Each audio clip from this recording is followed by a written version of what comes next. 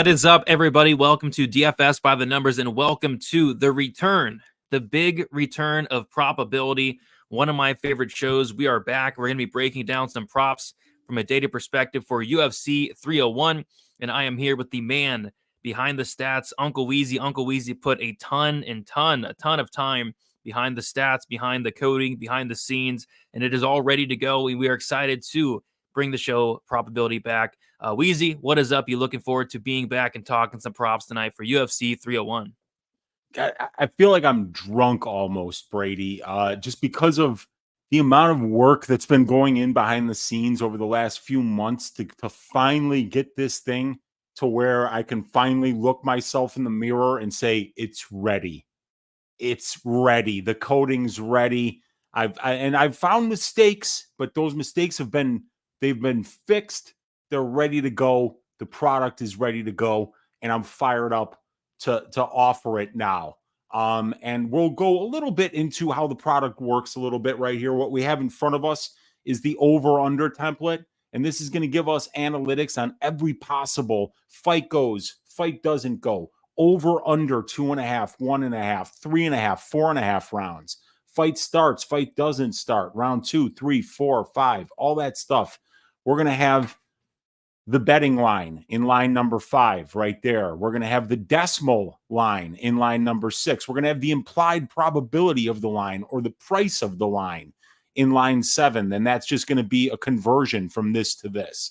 We've got the divisional benchmark. So we know that this first fight is 125 pounds and it's 3 rounds. Well, now when you subscribe to this product right here on the sheet, you know every single benchmark for the division, Brady. For instance, that 44.86 or 131 out of 292 125-pound fights in the 3-round division have finished inside the distance. And that we can take that benchmark, we can compare it to the price of the line, we can compare it to the combined performances of the fighter compared to that benchmark, and use this row 12, row 18, and row 19, the ones that are conditionally formatted to red, yellow, or green. Green signifies plus EV, yellow signifies EV, and red is minus EV. So we can find what the prices of these lines are and whether they're expensive or cheap or fairly priced in accordance with what the divisional benchmarks are, what the combined performance of the fighters are, and then we can add our stylistic read to all that data being in one place in order to find ways to get long-term bets where over a long enough timeline, we're consistently getting prices that are cheaper than what they should be based on the available data. So we're going to break down fights like that with the over-under template, and then also with the betting template is going to use the exact same tools that we're using here in the over-under template, but we're going to apply those same tools, Brady, to inside the distance bets, knockout bets, submission bets, decision bets, and then we even have the money lines here converted to implied probabilities. And the absolute coolest line of this spreadsheet, line 20, your adjusted win condition is going to take, like, for instance, Alessandro Costa is minus 135. That's a 57.45% implied probability. But when we look at Costa's win stats and Borjas's loss stats at the UFC level, we can take that prior data and convert it and say what the win condition for each fighter is based on that prior data. For instance, 20 or 50% of Costa's win condition is inside the distance, and 50% is by decision. And that's based on Costa having one inside the distance win and Borjas having one inside the distance loss or one decision loss. Then we take that and we adjust it by the win percentage of the fighter, and we know that the win condition for Costa is 28.72%, and it's also the same for decision. But the decision line is actually priced cheaper at plus 270 than the inside the distance line. So this template is going to highlight that by it being green here and red here, a little bit greener here than it is here, and just a little bit redder here than it is here. But it shows that there's going to be a little more value on this decision line. So we're using all this prior data. We're using the mathematical tools available to us to find these spots that stick out, the cheaply priced lines, so that we can be plus EV bettors over the long term and find these spots that stick out. Some of them we won't even know. We'll just look at the template and say, oh my God, why does that one look so underpriced? And then you might say to yourself, like, that's not a bad look. I didn't think about that. So there's only so much our eyes can see, but the data sees everything. So allow the data to play its part in our capping process here. And over a long term, Brady, I think that this show is going to provide a lot of value to the viewers. Yep, and to us. I mean, I love doing this show. We did this show for a while. At one point, I had a ton of success doing so. Helps me a lot personally. And yeah, we're gonna find some spots, man. Like the last time we did the show, I think we had the Michelle Pereira submission prop sticking out against Mikhail Olazechuk at like plus 600. And I bet the 2-3 sub like an idiot, and he subs him in round one. But stuff like that will definitely stick out. And then I'm gonna scroll the Patreon link across the screen here, Weezy. You set up a tier for this, right? It's called probability tier. The probability tier. It's $25 a month. Now you're getting this show for free this week on for UFC 300 or 301 on YouTube. But from here on out, this is going to be a subscribers only show because we want, we don't want everybody being in on this data. We want the people that are supporting the work, and they will be receiving these stats as part of the package, and also access to the content that we will be providing weekly, which will get you through this massive pile of data, because I'm always looking through it and finding the spots that stick out. And Brady's always doing the same amount of tape study and stylistic analysis that I am as well. So I think we can provide a lot of value here. You could check it out on patreon.com/Uncle Weezy. There will also be a Dub Club link that will be in the description of this video starting tomorrow. I'm just getting it finally set up on Dub Club. So you can join up with us on Patreon, or you could join up with us on Dub Club, but we're looking forward to working with you guys on this new tier. Yeah, 100%. Well worth it. You can't find this information anywhere. Weezy, this had to have taken you hundreds, maybe thousands of hours. Like you worked on this for so long, and you finally got it all ready together. I'm happy to have it ready and together, and I'm fired up to go through these numbers with you guys and find the spots that stick out. Yes, sir. All right. Before we get into, if you guys could like the video, it is much appreciated. Subscribe here to the channel. Go subscribe to Uncle Weezy. Go check out that Patreon link. Looking forward to doing the show weekly from here on out. And I do want to shout out the chat. I got Elijah one first in here saying, oi. Elijah one saying played some overs and the fight goes to decision. And then Piera Ihor just need the over 1.5 to hit. Then it's a free roll on the 2.5 and fight goes. We'll talk about that. Back tits Orolbai fight week. There you go. President Pedro. We got Dixon Sider, the OnlyFans whisper in the building. We got Forrest saying, I got $100 on an auto to win and $150 on Pantoja to win. Brady, make me a believer. Uncle Weezy, you're an American treasure. Yes, he is. Absolutely. What is up, Forrest? Good to see you in here. Ace of Spade. What is up? Thanks, guys, for the information. Should help a lot. Yeah, I mean, it helps me. I think it does help people. I think people like watching this show. And, some spots start to stick out that you weren't initially, looking for originally. So that's why I like it a lot. Talk me into Elvis Brener. We'll see. We got Tarzan in the building, and smash that like. Agree. We already have 100 people in here, so appreciate you guys. This is the first time the show's been on my channel, I believe. So appreciate y'all hanging out. And we're about to prop you guys up for sure. We're gonna prop you guys up right now. Here we go. All right, Weezy. I say we get into it. Lots to talk about. I'm going to dive deep, though. We got the first fight of the card. It's an absolute banger. We got Alessandro Costa going against Kevin Borjas. We got Alessandro Costa around minus 136, Borjas plus 116. The over-under is set at 2.5 rounds. The over 2.5 is minus 120. The under 2.5 is minus 110. The fight goes the distance, plus 110. The fight doesn't go the distance, is minus 140. So, yeah, this should be a fun fight. I think there are some paths here for really both guys to go out there and finish. I think both guys have a lot of power. But, I think, and I know you're on this already, Weezy, I'll be adding it as well. I think Alessandro Costa's best path here is going to be, getting this fight down to the mat. He's a BJJ black belt. Borjas has been subbed before, both as a pro and as an amateur. I think he's been subbed a couple times as well. So, I mean, if you're Costa here, you don't want to go out and stand and bang with this guy, Borjas, who's, a big dude for the division, hits really hard, throws a ton of volume. You take this guy down, use that BJJ black belt, because Costa's grappling is very slick. We haven't seen it in the UFC thus far, but I think this would be the time to bring that out. So I think Costa's live for a sub. I think both these guys hit hard. I'm kind of leaning violence to kick off the card, and the odds makers are as well with the, they're shading the fight doesn't go to decision at -140 here. So Weezy, what is sticking out in the first fight of the card here? Yeah, so we're looking at the betting template here, and one of the bets that I've already made, the only prop bet I've made so far this week, is Alessandro Costa's sub prop. And, if you look at the top 3 lines of the template here, you're going to see red right there, and then red in these 2 numbers as well, and that's because we only have a 2-fight sample size here. But if we go down here to 24 through 26 on the template, this is both fighters combined as a professional.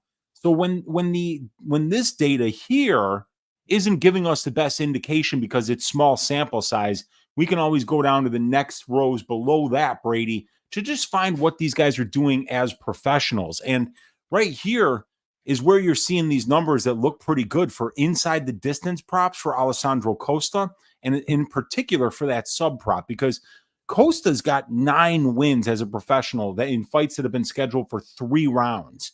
And 6 of those 9 wins have come by way of submission. And for Borjas, he's got 2 pro losses. One of those 2 pro losses as well comes by submission. So that's 7 of 11, or 63.64% of their combined fights. That's Costa's wins and Borjas's losses. Give us like a 63.64% win condition by submission for this guy. You adjust that down by the line, which is 57.45%, and you're getting something that should be priced, frankly, around 36.56%. So getting it at 550 or 15% is a nice little bargain. On the Borjas side, it likes it thinks that the decision prop is a little bit underrated here. 1 of 2 losses or for Costa is by submission, and Borjas yet doesn't have any UFC wins. So it does like that decision prop. It also likes the sub prop, but that's because it's plus 2,400, and it's just going to look underpriced because the implied probability of that is 4%. So it's going to look cheap, and it is. It's cheap for a reason, because Borjas probably is not submitting a BJJ black belt. So the betting template here likes Alessandro Costa by submission. It likes Alessandro Costa by inside the distance at plus 205. It likes Borjas by decision at plus 400. That's a pretty cheap line. And then as far as the over-unders go, Brady, we'll bring that up here. It's liking the overs. You're seeing a lot of green over here on the over side. But we've only got a 4-fight sample size here. But, these guys are both pretty durable. Costa's been finished once, I believe. And Borjas has been finished once, but it was on the regional scene. But Costa was finished twice by knockout. Costa was by twice. Okay, so he was once knocked out on the regional scene. Yeah, too. Yeah. Okay, all right, got it. So yeah, this is one that I'm not really leaning either way for the time props, because I could see Costa landing a big shot or getting a submission, and Borjas has got fantastic striking. And like you said, Costa's been knocked out before. Amir Al-Bazi is the one I know about in the UFC, but also outside the UFC. So yeah, the time props aren't really that exciting, but I did like that submission prop and the Borjas decision at plus 400. That's not bad at all. Yeah, I'm definitely going to be playing that sub prop, just kind of waiting for, seeing where FanDuel puts it out. And let me see here. So Borjas has been submitted once as a pro, but 2 times as an amateur. Once was by armbar, and then once was by rear naked choke back in like 2018. Yeah, that's not bad. And we know that Borjas wants to strike. That's how he wins fights. You don't see him going out there and taking dudes down and submitting them. So he's going to want to keep this fight standing. So, we haven't seen Costa grapple much. But why would you offensively grapple against Amir Al-Bazi, Jimmy Flick? And then the most recent fight was another great grappler. Who was it? Why am I forgetting? Brady, why am I forgetting? Urseg? You say Urseg already? Yeah, Urseg. Urseg's a great Yeah. grappler as well. So, I think we might see the grappling come out here from Costa. So that's why I like that number.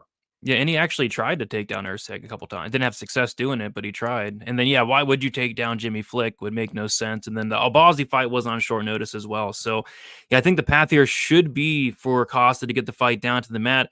If he does, I'm telling you, this guy's slick on the ground. That sub prop is very interesting.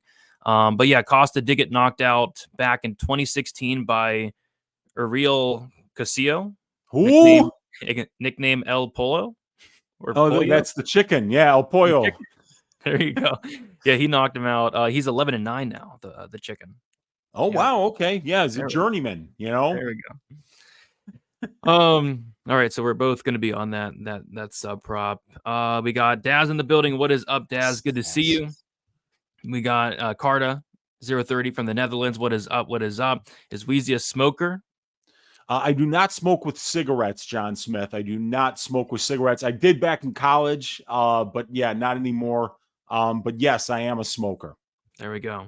Yeah. We got Boop on the beat. What is up? What is up? Borjas is getting yawn topped, which means subbed. All right, guys. Does that mean he's getting a FFC throat tattoo? I hope not. I hope that's one of those. Gosh. All right, let's move on to the next fight. We have Ismael Bonfim going against Vinc from Hell Pichel. We got Bonfim minus 550 now. Vinc Pichel plus 400. The over-under looks to be mostly set at 1.5 rounds. The over 1.5 is smashed to minus 250.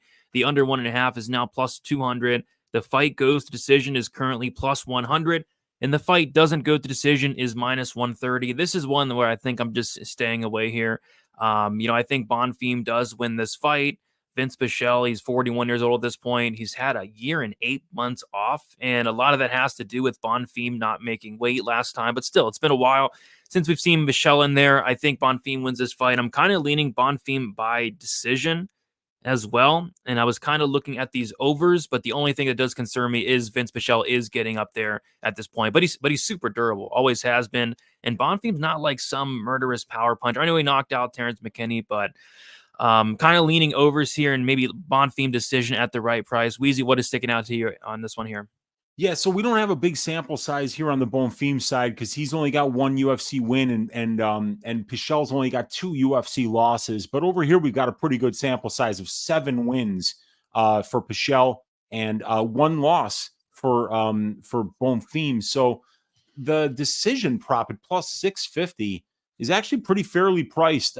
We got right now Vinc Pichel's overall win condition I have clocked at 15%. So at that price, you're paying 13.33% at plus 650. So it's actually a little bit underpriced. And I don't think Vinc is finishing anybody right now. So if you like his money line at plus 400, you'll probably really like the decision prop at plus 650.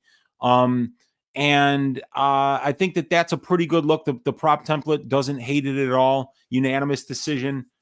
Which should be a little bit better than plus 650. It opened at plus 550 though on Bet Online, and sometimes there's a lot of overlap between Bet Online and Bet Rivers, let's say, and on some of these props. Just Rivers usually going to be a little bit juicier. On the Bonfim side, it likes the inside the distance at plus 105, but like I said, it's only a 3-fight sample size. But KO inside the distance are ones that down here are looking like the prop template does really like it. That's how Ismael wins. That's how Vinc loses. When we go to the over-under template here, let me just stretch this out for you guys. And I bet this fight goes to decision here, Brady. I got it at plus 120, though, and that's one of the great things about this template. When you put that 120 in there, you see a nice little trifecta bet here. And that means all 3 comparisons show that the bet is underpriced at the current line. 45% is the price of the line. 49% of fights go to decision in the lightweight class. Neither one of Ismael Bonfim's fights have went to decision in the UFC, but 7 of 9 Vinc Pichel fights have went. And guess what? One of Bonfim's fights when it was against Terrence McKinney. So that fight, of course, was going to finish inside the distance. And the other one was a mismatch against Benoit Saint Denis where he got finished. But, Vinc Pichel isn't as bad as Terrence McKinney is. Pichel's going to be there for the full 3 rounds and have great conditioning. And he's not as good as Benoit Saint Denis is to finish somebody. So I think that fight going to decision, even at plus 100 right now, Brady, that is almost a trifecta bet. But when we go down here to the sum of the 3 comparisons, 27% in price savings when you add up this number, and this number. So that's a really underpriced bet, even at plus 100 here. And it basically gives us a nice little comfort that Bonfim's fights should have finished inside the distance. But this one is a different stylistic matchup against a guy in Vinc Pichel who's very hard to find on the feet. He moves a lot laterally, and he loves to counter, so he kind of slows down the offense of his opponents. I see this being a kind of like a slow boxing match that Bonfim wins by decision. So I've got fight goes to decision at plus 120, and I don't mind the Ismael Bonfim decision prop at plus 170 because you're getting him at plus 170, which is a 37% implied probability when the price of the money line at minus 525 is an 84% implied probability. So my stylistic read is fight goes. So I'm looking at that Bonfim decision at plus 170 is a much cheaper way to play him this week. Yeah, actually bet the over 2.5 as an official bet last time these guys were supposed to fight, which was it last November? It was November. That's exactly November? right. Yes. Yeah. So played that at plus money. This time, I'm not sure if I'll get to it, but yeah, I agree. I think it's over or pass for me. I get it. Pichel is definitely getting up there in age, but still, he's still very tough. We got Mutant saying he'll take it. Cheers. What is up, Mutant? I feel like the under 1.5 in the Bonfim fight is a sneaky play, especially at the line. I get Pichel is hard to put away, but still sneaky play I'm liking this week. What is that under 1.5? Probably a pretty big number. Yeah, it's plus 200, and both of Bonfim's fights have finished under 1.5 thus far in the UFC. So if he thinks that Bonfim is the guy that sets the pace of this fight, then that is definitely a playable line because it's not overpriced according to the metrics. You're going to pay vig in these lines. And when these lines are only overpriced by, 5 or 6%, that's about what kind of vig you're going to see in these lines. Hey, let's calculate it, Brady. All right.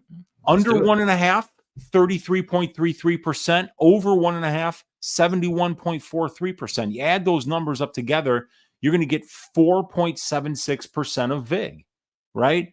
And we're overpaying by negative 0.16%. So less than 1% there, 6% there, 5.9% there. So that's telling you you're paying just a little bit over the vig. So if your stylistic read is telling you that under 1.5 is the way to go, what the template is telling you is that, yeah, you're not getting the deal of the century, but you're not overpaying either. So if that's your read, you should feel comfortable playing it.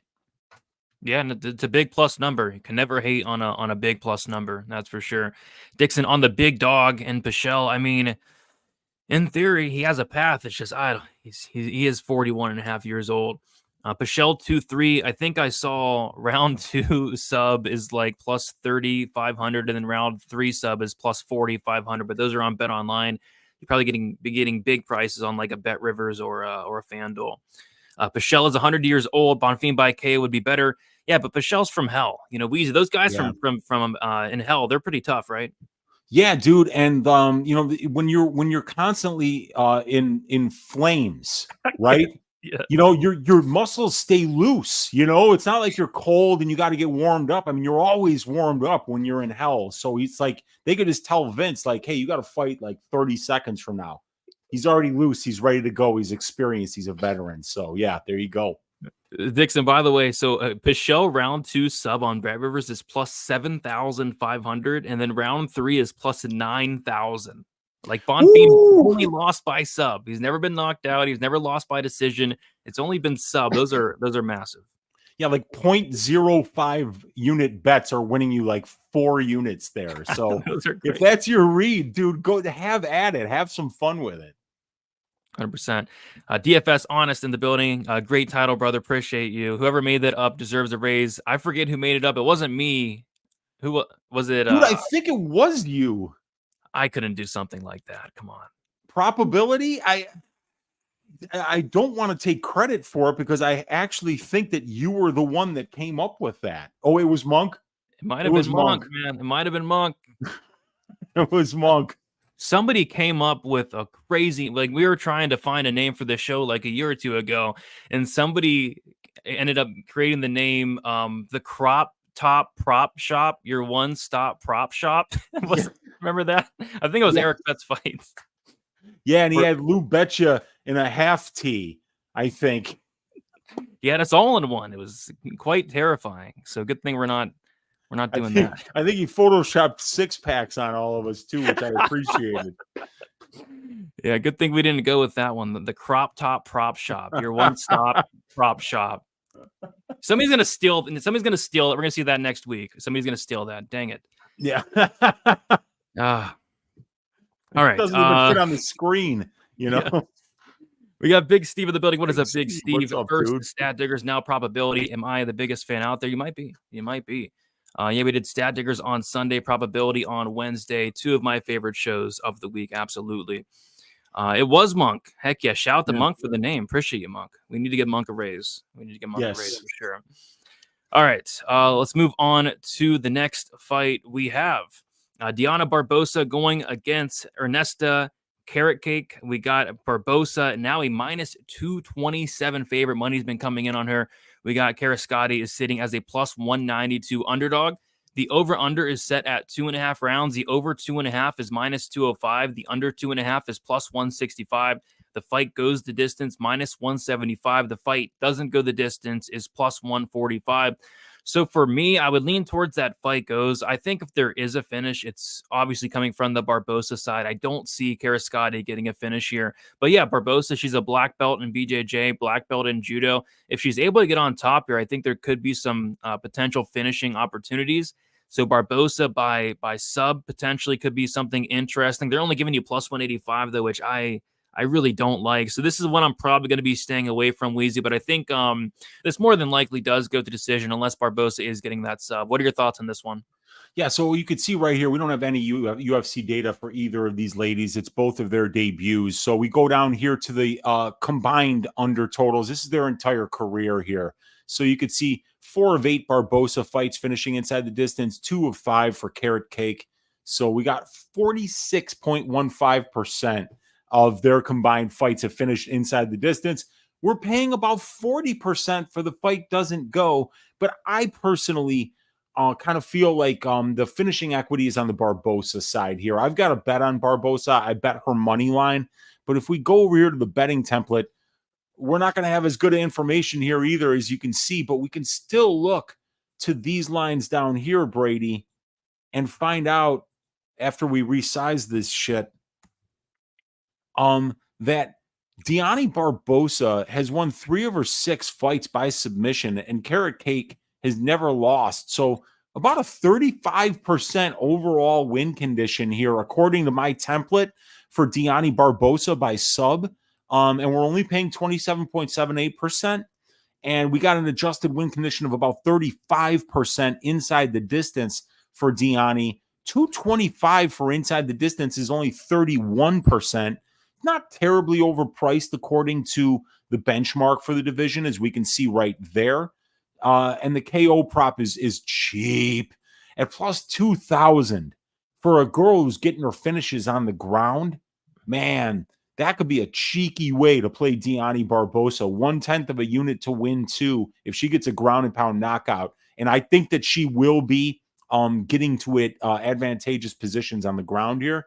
So that sub prop at plus 260, I think I'd rather just pay up 3% and take the inside the distance, and then maybe just throw a little bit of couch cushion money on that plus 2,000 KO. Because me personally, Brady, I'm on the Barbosa side. I think she wins this fight. I think she wins it dominantly. I think she's going to use her grappling to win the minutes and potentially the moments of this fight.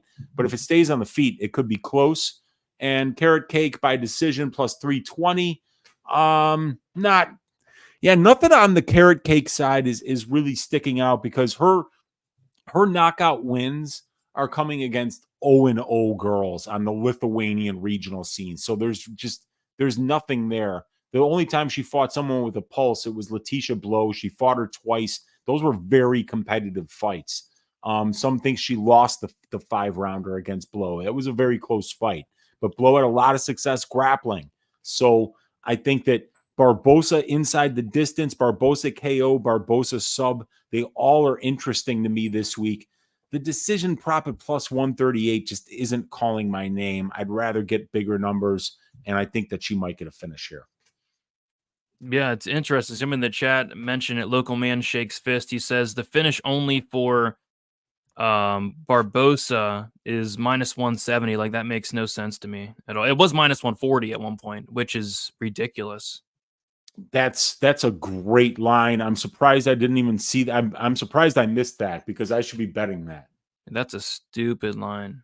That's a stupid line. Yeah, nothing's really interesting to me in this fight. Actually, outside of that line that a local man shakes fish just brings up. Like, that's because I think if there's a finish in this fight. Oh, looks like Brady's StreamYard has been absolutely awful, everybody, lately. So he'll be back very shortly here. But yeah, I was going to mention, Ernesta Carrot Cake. Her name is actually Kareckiate, but my guy Monk called her Carrot Cake today on the DFS show, and it stuck. And I think that it's kind of funny because, like, somebody that ate carrot cake, you would think that they have cakes. They got some ass. But this Kareckiate, she's got an ass as flat as a breadboard. I mean, she is just skinny. Like, she's very tall and long for the division, but she's got no ass at all. And I just think it's funny that somebody with a name like Carrot Cake has no ass.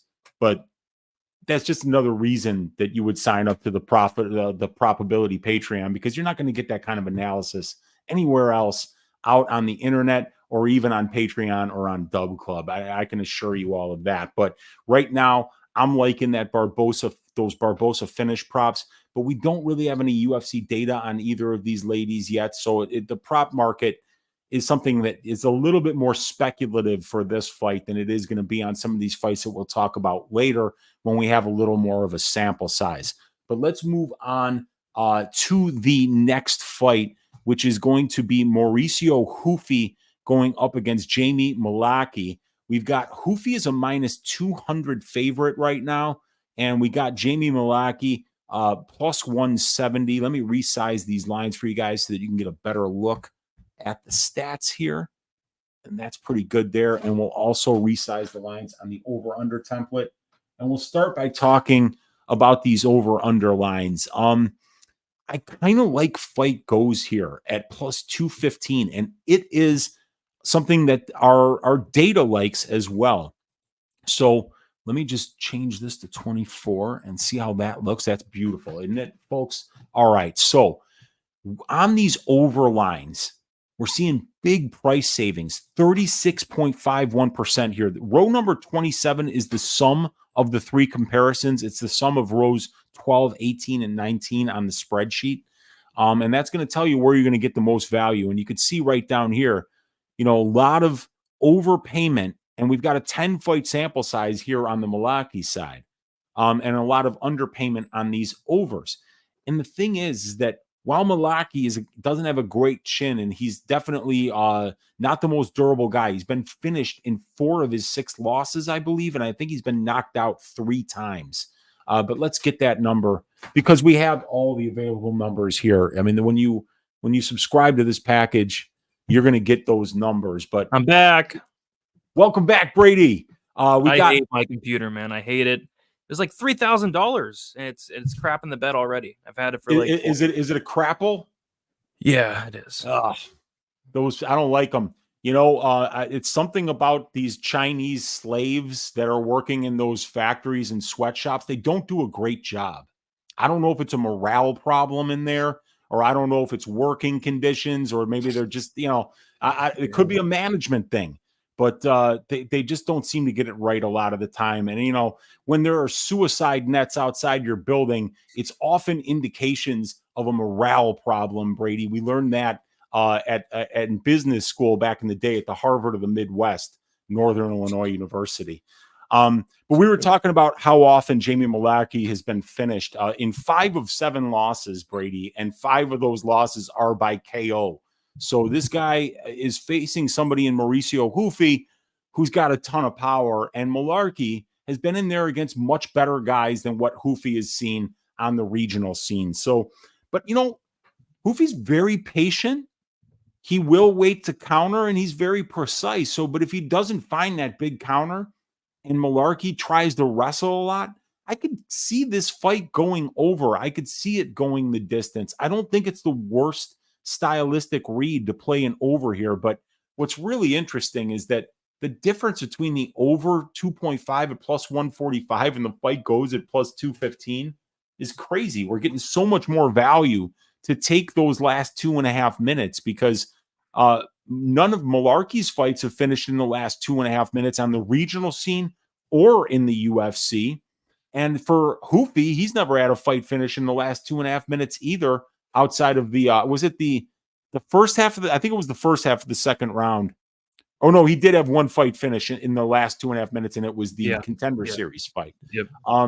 So but still that's indicative of a trifecta bet here. So plus 215, whenever you're getting these plus money numbers and the analytics like it, and then Ruffy tends to be a little bit low volume, but I could also see him catching Mullarkey. You'd have to worry about Mullarkey's chin holding up for the full 15. He's flying to Brazil. So it doesn't feel great there. And then when we're looking at the betting template, so the data likes the overs, Brady. Am I willing to get in the way of a potential Mullarkey knockout here? I don't know if I got the sack to pull that one off. And we've got a lot of Mullarkey loss stats here. Man, Mauricio Ruffy by decision. The template loves it at plus 600. Dang. Plus 600. So you're getting him at 14.29% instead of 66.67% on his money line. But then we also have to keep in mind that this guy Ruffy, I think he's got a 90% finish rate or 100% finish rate. He's never been the distance. So there you go. I mean, it's very, very risky. But, you know, we see a lot of guys like that, Brady. They're 100% finish rates, and then they get to the UFC, and a guy like Javid Basharat, 100% finish rate, right? He's killing everybody. And then nothing but decisions. We see it all the time, man. Once you get up to this level, dudes are harder to finish. So if you're willing to sit through 15 minutes of hoping Ruffy doesn't land that big shot and Ruffy Mullarkey, send him out there sleeping, Brady, then have at it. I don't think I'll be there with you. And that fight goes is kind of interesting at plus 215, but I don't know, man.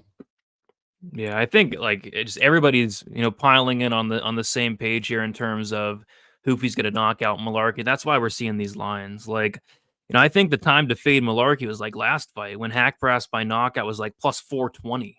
Now we're having to lay juice on a knockout prop on a newcomer. I can't get there. I'm not touching anything here. I think it probably does end inside the distance. I think Ruffy probably does knock out Mullarkey. If this does go to decision, though, I think Mullarkey probably wins it. Ruffy doesn't really strike me as a minute winner. He's really low volume, relies a lot on power. I haven't really seen his wrestling tested that much as well. So yeah, I don't think I'll be touching this one, but I do think Ruffy probably does knock him out. Somebody in the chat mentioned it. I mean, if Mullarkey's getting dropped by John McDessie, I mean, something's seriously wrong. So it would be a sweat. It would be the sweatest of all, because every time Ruffy throws, you're going to be clenching your butt cheeks. Yeah. But we've seen it before, like that Prado fight, Mullarkey versus Prado. Nobody was expecting that one to go to 15, and it did. So we'll see. This is just one I'm staying away from. Yeah, agreed. I got no bets on this one, and there's nothing just screaming at me like, oh, you have to take this. Yeah, 100%. Where is this Ruffy money? Yeah, this Ruffy money line has been getting just pounded throughout the week. He actually opened up around like minus 150, went to a pick'em for a second. And I think on DraftKings, actually, they opened up Ruffy as an underdog on DraftKings. And now he's minus 210, money piling in on him. Yeah, I don't know. It's hard. It's hard to trust I want to fade Jamie Mullarkey more than anybody, but it's hard to trust Ruffy, making his debut here at minus 210. Jamie Mullarkey, I think he's good. It's just he can't take a punch is like the thing with that's Jamie Mullarkey's thing. He's been knocked out so many times at this point and hurt a lot. Yeah, and sometimes, especially it's a 14 fight card, Brady, so if something is like, if you're on the fence about it, it's easy to just step away because there's 13 other fights where you might have a better read. You might have a more confident read. Yeah. Is Mullarkey better than the people on the regional scene, though? I'd imagine. Yes. So. I'd imagine so. He is, but Ruffy's got a couple of good wins there too, though. He does. He really does. The guy that he beat on Contender Series, very good. He beat, the guy that he lost to is 13-0, and he was having moments in the first and second round of that fight. That dude was just crazy tough and wound up getting a comeback and wound up knocking out Ruffy. But Ruffy's got a good strength of schedule, but obviously Mullarkey has the strength of schedule advantage here. This guy's got 10 fights at the UFC level. Yeah.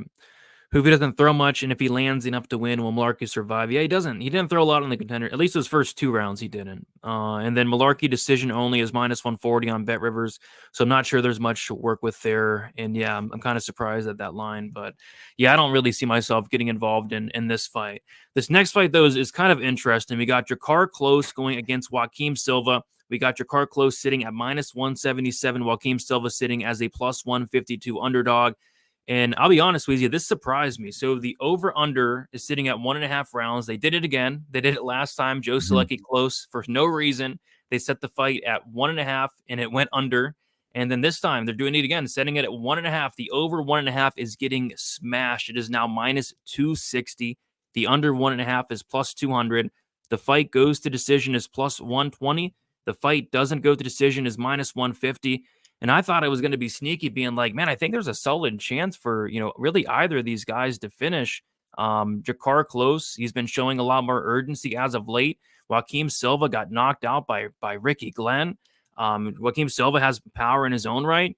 But it's just a trash price. Like, why is the fight doesn't go to decision minus 150 in a Drakkar Klose fight? This guy goes to decision all the time. So I'm not sure what's going on here, Wheezy. Just a weird fight, but I think it could be violent. I think these guys are going to throw down. A lot of Silva fights end inside the distance, but like I said, on the flip side, a lot of close fights don't. So it's kind of a weird fight from a time prop perspective. Anything sticking out here to you?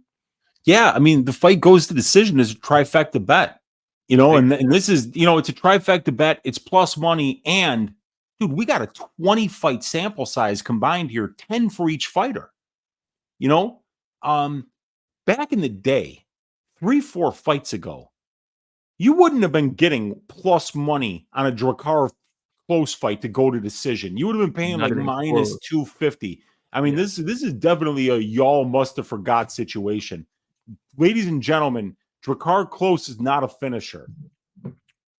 Beating 7 shades of shit out of Brandon Jenkins doesn't make you a finisher. I mean, he had Beneil Dariush on skates, but so is half of the welterweight division. At one point, I mean, everybody's had that guy in trouble at some point. He absorbs shots on the feet, But I think this one's going to decision.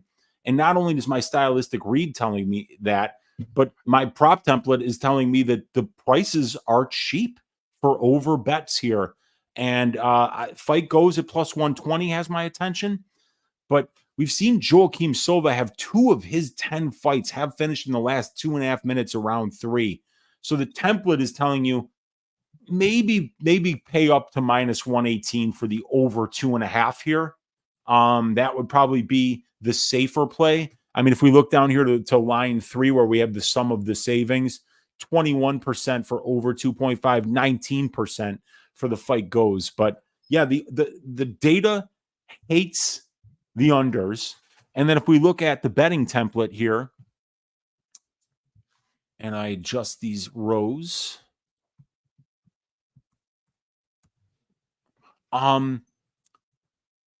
Joaquim Silva by decision is a trifecta bet at plus 550. Drakkar Klose by decision is a solid bet according to the template. When I think row 21, is one of the most helpful rows. If that's the row you look at in order to determine which one of these bets has the most value. and it's telling you Silva by decision at plus 550 is probably the best bet on the board. Next to Drakkar Klose by decision at 37.27%, or the money line is actually 33.33% at plus 200. Those are the lines that I'm looking at here, and it lines up with my stylistic read of fight goes to decision. So I've already, I think I'm going to bet that at plus 120, the fight goes. Yeah, I mean, if that's your stylistic read, you're getting an absolute steal. I'm picking Klose by knockout. I mean, Silva's been knocked out, I think, 4 times. No, 3 times. Three of his 4 losses, and then once by Ricky Glenn. But it kind of feels like picking Klose by knockout's a hot take. Like, who's he knocked out? And the answer to that is a slam knockout against Joe Selecki and Brandon Jenkins, which that shouldn't count. So, yeah, I don't like it. But if anything, I might take a look at Klose by knockout, but you're not getting the best price either. I think it's plus 205 best price as well. So. Oh, that makes me want to puke, and the template hates it too. Yeah. But I mean, if Ricky Glenn can knock you out, I think Klose can, but they're all over it. They're all over it. So this is one I'll probably be staying away from unless I get a much better number on that close knockout. Benil Dariush is not a bum. Come on. Yeah. Silva got knocked out by Nasrat and Ricky Glenn. Yeah, definitely not a good look. And Armin, but that was his last 3 losses came by knockout, and then he got decisioned by Vinc Pichel. Can we please do a brief 10-minute second recap of the template play so far? First was Costa sub, then Bonfim goes to decision. I got close fight goes to decision. I missed the other. We'll do a full recap at the end, Dixon, and then Weezy will talk about the plays that stick out for him. I'll talk about the plays that stick out for me, and then we're going to put together a probability parlay. Presidente liking the overs and the fight goes. Yeah, you're getting a bargain. I mean, it's a Drakkar close fight. These odds make 0 sense to me. Even though I'm picking Klose by knockout, I was shocked to see the fight doesn't go was that chalk. It makes no sense. All right, let's move on. Anytime, Dixon, anytime. We are the man of the people here at Probability. Yeah. And by the way, we have 250 of you here watching between YouTube and Twitter. If you guys can, be sure to smash the like button. Let's get those likes up. Do appreciate everybody hanging out. I know it was kind of this is the first show on the channel, so appreciate everybody checking in here. All right, moving on. We have Gene Silva going against William Gomis. We got Gene Silva sitting as a minus 122 favorite. William Gomis sitting as a plus 102 underdog. The over 2.5 is a minus 165 now. The under 2.5 is plus 135. The fight goes the distance, minus 135. The fight doesn't go the distance is plus 105. And these overs are getting smashed as we speak. The over 2.5 opened up at minus 125. I actually wouldn't have minded that. I think it's going to be just a slow-paced fight. William Gomis, very high IQ fighter, does a really good job at slowing down his opponents, does a really good job at not taking a ton of damage. I feel like this over could look kind of sweat-free here, but it's also a Gene Silva fight. Gene Silva is a complete madman. He's going to be trying to come forward and try to take off the head of Gomis. This is one I just want nothing to do with this fight at all. I'm not sure what's going to happen here, but I already missed the line on these overs. Weezy, is there anything sticking out to you on this one here? Yeah, we don't have a big sample size. We only got 3 fights for Gomis. We only have 1 fight for Silva, and the 1 fight for Silva was against Weston Wilson, so it just tells us nothing.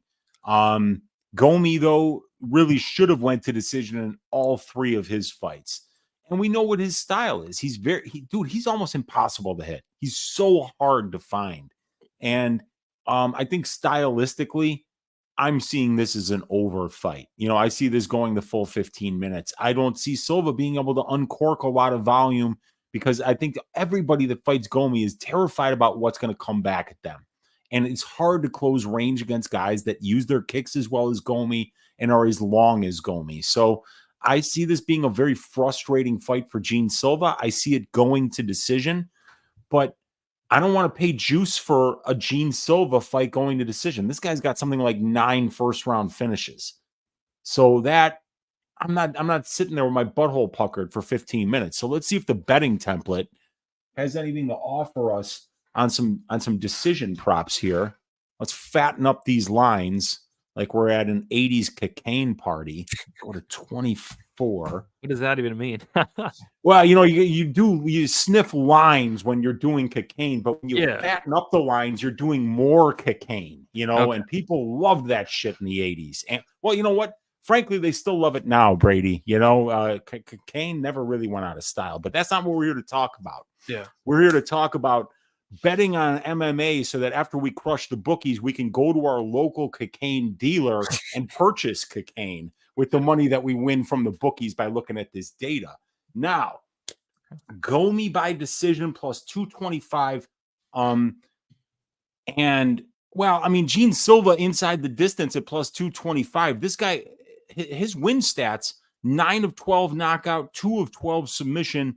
You know, if he's going to win this fight, I don't think he's going to win minutes, dude. I don't think he's going to win the minutes. I think if he wins the minutes, it means that he's going to land the biggest shot in 2 out of the 3 rounds, but then kind of get picked apart outside of that.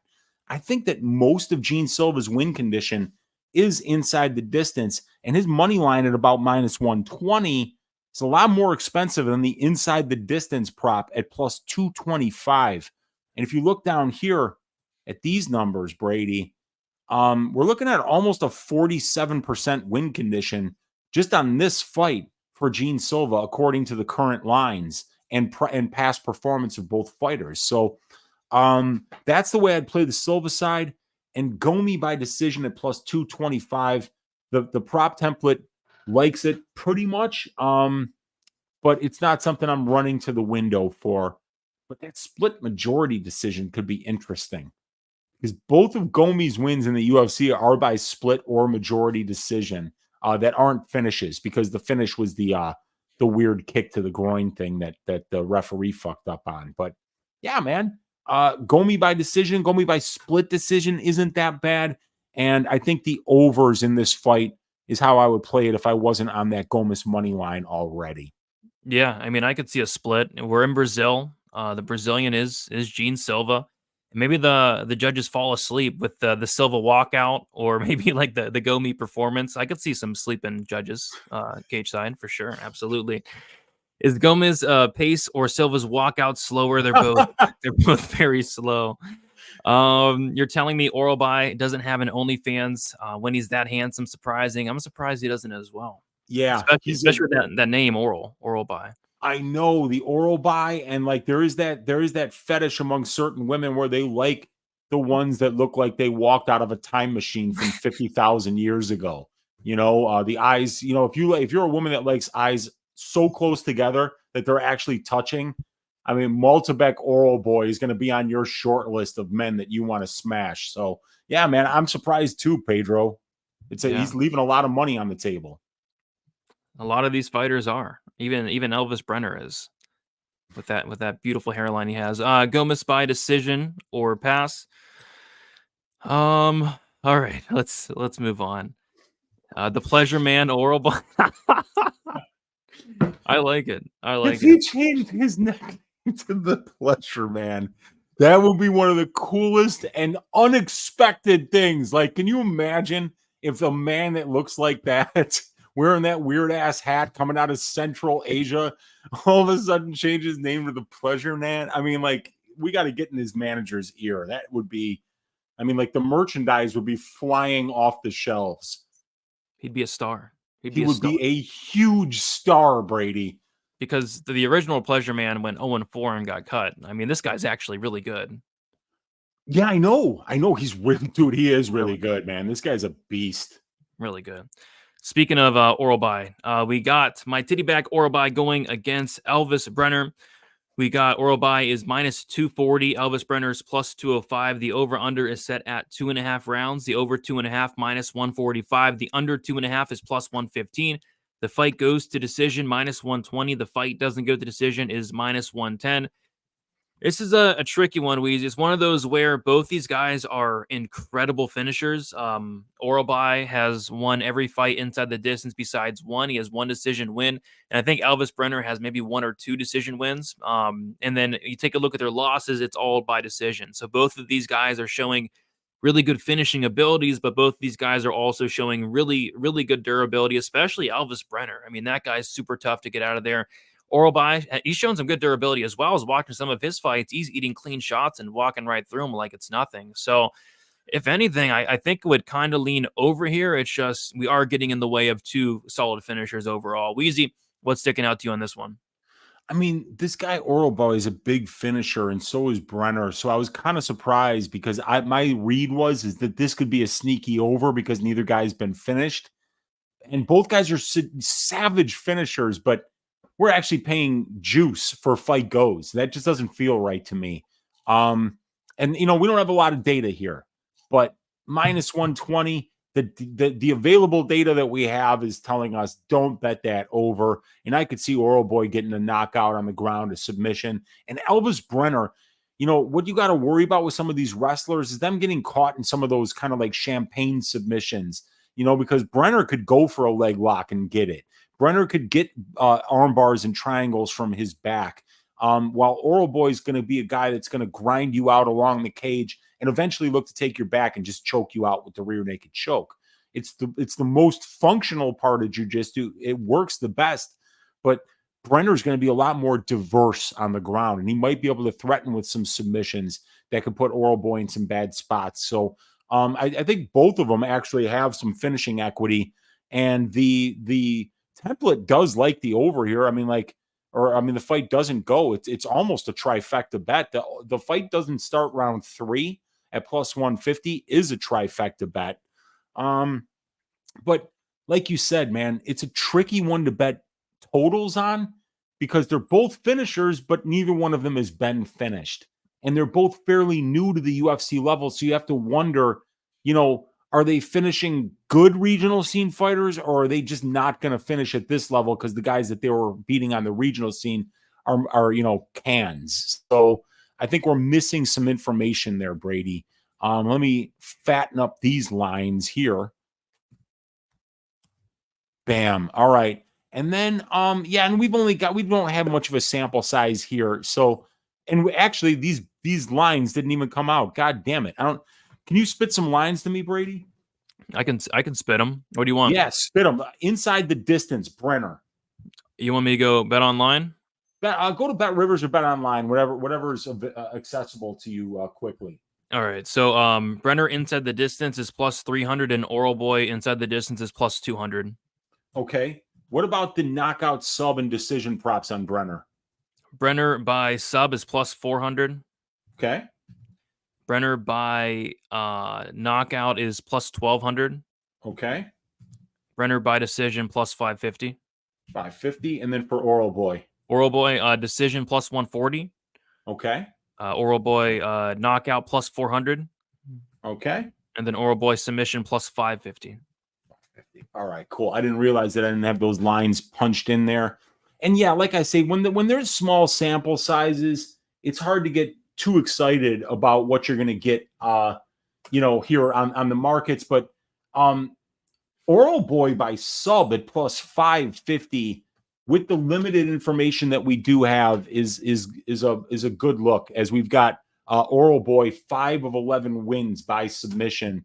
But Elves Brenner's never been subbed, but he hasn't fought the kind of crushing type wrestler that Orolbai is, where you can eventually get to your back and find that rear naked choke. So yeah, I think Orolbai by sub is an interesting look according to the betting template. So is inside the distance at plus 200. Because if he just mauls him like Medic, he could wind up finishing him late. And then for Brener, the KO prop at plus 1,200, because he's got 2 KO wins in the UFC. It's telling you that that's a pretty good look there. But that guy Orolbai's got a brick for a head. He's eaten a lot of clean shots. The dude is super durable. So this is I would like an Orolbai finish only, but I bet that's juice to the tits too. Yeah, I mean, you got to be super tough to be 3,000 years old. You got that right, man. I mean, if you're beating Father Time, I mean, I don't know if Elves Brenner's got a chance. I mean, that guy's hairline won't even win. Oh my gosh. I was saying, oh my gosh, at your comment, and then also at this line. So my titty back Orolbai is minus 140 for the finish only, as far as I'm concerned on Bet Online. That's not bad. It's not. It's not bad at all, because he's got a brick for a head, like I said, and but he could get subbed by Brener. Brenner's a slick submission grappler. Yep, for sure. Let's see what you guys are saying in the chat. The battle of the Middle Ages. Yeah, like I said, Orolbai is at least 3,000 years old. And he's got to be the oldest fighter in UFC history. He's incredible, though. He's the missing link, Brady. Do you know what the missing link is? No. It's like if you study the theory of evolution, like there's this period between like Neanderthals and humans where they're like there should be a progression, a link between the two, and they've been looking for the missing link. And I think he's going to be fighting in Brazil on Saturday, man. I mean, if you're a scientist, I mean, I would want to be doing some experiments on this dude because there's something special about him, Brady. You could just look at him and know it. Yeah, absolutely. Stack him is liking that fight. Won't start round 3. Trifecta bet on the template. Yeah, at plus 150. And yeah, he has some pretty decent odds for the finish. Weezy said Orolbai. I did you? Maybe on accident. Maybe on accident. Yeah. I said Orolbai. At least he didn't say anal boy. Brener inside the distance plus 400 on Rivers, quite a bit better. Whoa, that is quite a bit better. What'd you have it on Bet Online? 300. 300. Have you ever seen Brener defend a sub? Yeah, against Gabriel Santos, I think it was. He defended a bunch of subs. Yeah. The things that Orolbai has seen, probably. I mean, you're going to see a lot of things over 3,000 years. Just a lot. A lot. Yeah. All right, let's move on then to the next fight, and we have Iasmin Lucindo going against Karolina Kowalkiewicz. We got Lucindo now as a minus 450 favorite. Karolina Kowalkiewicz is sitting as a plus 350 underdog. The over-under set at 2.5 rounds. The over 2.5 is minus 205. The under 2.5 is plus 165. The fight goes the distance, minus 170. The fight doesn't go the distance, is plus 140. And yeah, another one that I think I'm staying away from. I think this fight more often than not does end up going the distance. I think Lucindo maybe has a chance to finish, maybe, but I don't think I ever could bet a finish prop again for Lucindo after she went out there and took Brogan Walker Sanchez to decision somehow. like how on earth do you not finish Brogan Walker Sanchez? I mean, Juliana Miller did that. So yeah, I think this fight probably does go the distance. And Karolina's tough. Like when she is getting finished, she's getting finished by, very, very good fighters outside of, Juliana Penny. I'm not really sure what happened there, but Jessica Andrade knocked her out. Other than that, Gedalia subbed her back in the day, and then Penn is subbed her as well. Other than that, it's decisions. So I think it probably does go the distance. I just don't like nothing in this fight, man. I don't like this line for Lucindo. I don't like the minus 450 at all. I don't really like any of these props, but we'll see if anything's sticking out to you. Yeah, I mean, fight goes as a trifecta bet. Over 2.5 at minus 205, another trifecta bet. The data loves it. Kowalkiewicz is durable. She's a very durable fighter. And I think that this fight's going to stay standing. Kowalkiewicz has very good takedown defense. She always has had that. I mean, she's sometimes gotten ragdolled by much, much better grapplers than Iasmin Lucindo. But yeah, I mean, like Kowalkiewicz is on a 4-fight win streak. She's fighting at a very high level. I've talked a lot about that George Hamilton-esque tan that she's been coming into the cage with, looking really good, getting some of that South Florida sun, and it's obviously resurrected her career. And she's on a nice little run here. I think she can hang out with Lucindo. I think this fight goes to decision. Minus 170, that could be a parlay piece. Minus 205 for the over 2.5. That could be a parlay piece. And if I'm looking at overs, then let's look at the decision props here. Plus 500 for Karolina Kowalkiewicz to win by decision.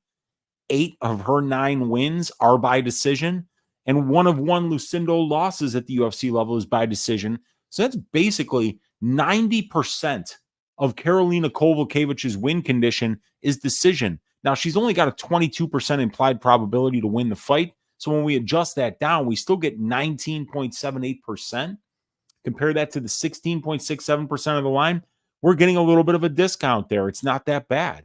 Lucindo sub at plus 460. The template likes that, as we've seen Karolina Kowalkiewicz be subbed in 2 of her 6 losses. So that's basically her loss condition.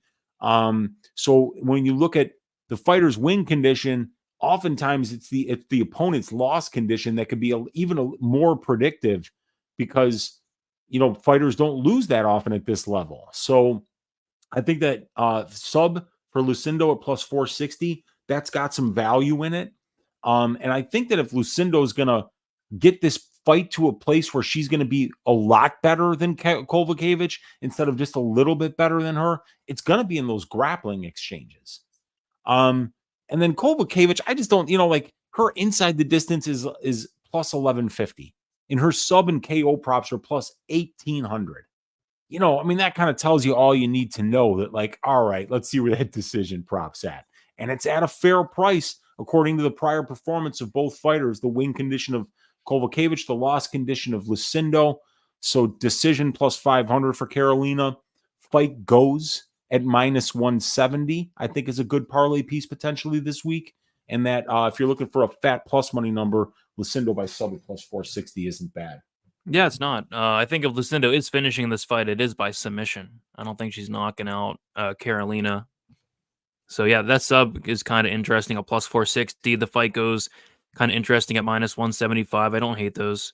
Not touching the Karolina side of things, but yeah, plus 510 looks like best price for Karolina by decision. If she does win, that's how she wins. And if she does win, I mean, the parlay boys are going to be in shambles, Weezy.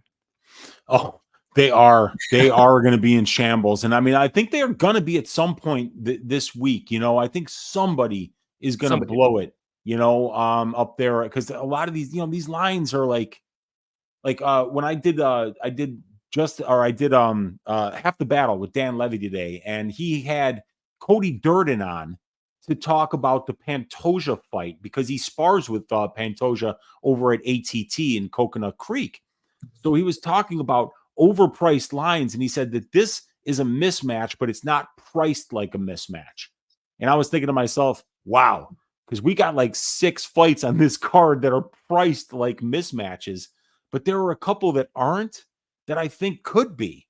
And one of them is Brito over Shore. I think that could look like a mismatch. And I think Ruffy over Mullarkey could look like a mismatch if he lands a bomb.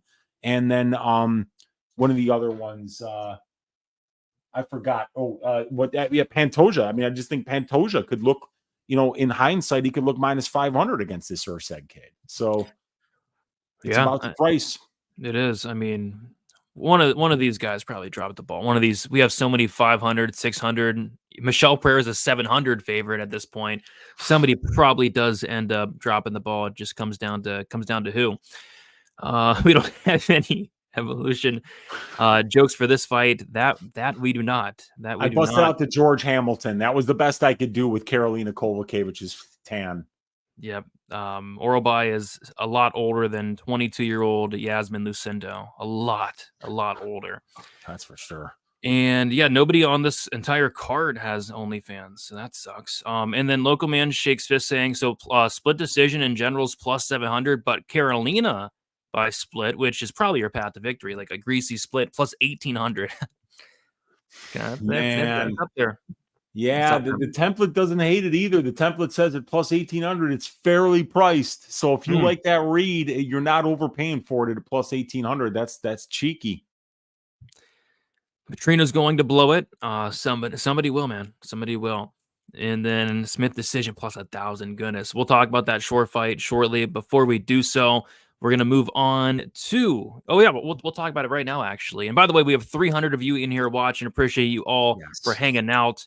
Yeah, appreciate you guys. All right. Joanderson, Brito going against Jack Shore. We have Brito is now a minus 164 favorite. Jack Shore sitting at plus 144. The over-under looks to be primarily set at 1.5 rounds. The over 1.5 minus 190. The under 1.5 plus 145. The fight goes to decision plus 160. The fight doesn't go to decision is minus 200. So I kind of feel like the total is correlated with the fighter here. I feel like Jack Shore could potentially win some minutes here. I don't know if he's winning minutes in the striking. Maybe. I think the striking could be close, but I mean, it's going to be all the powers in favor of Brito. But I think Shore might be able to get some takedowns here. I just think if Brito's winning this fight, he's probably either taking Jack Shore's head off or, hurting him and then subbing him or finding a submission at some point. So The way I'm kind of looking at this fight is maybe like a Brito finish only, which I saw was like minus 220, and I don't think that's wide enough. I don't think Shore's finishing Brito, and I think Brito, if he wins this fight, it is more than likely by finish. But Weezy, what's sticking out to you on this one here? Yeah, let's see. I mean, like the prop template's not highlighting. Well, it kind of likes this fight doesn't start round 3 at minus 112. I think that Brito's win condition to finish fights is probably early, round 1, round 2. Fight starts round 3, or fight doesn't start round 3 at minus 112. That's a pretty interesting look because of the finishing prowess of Joanderson Brito.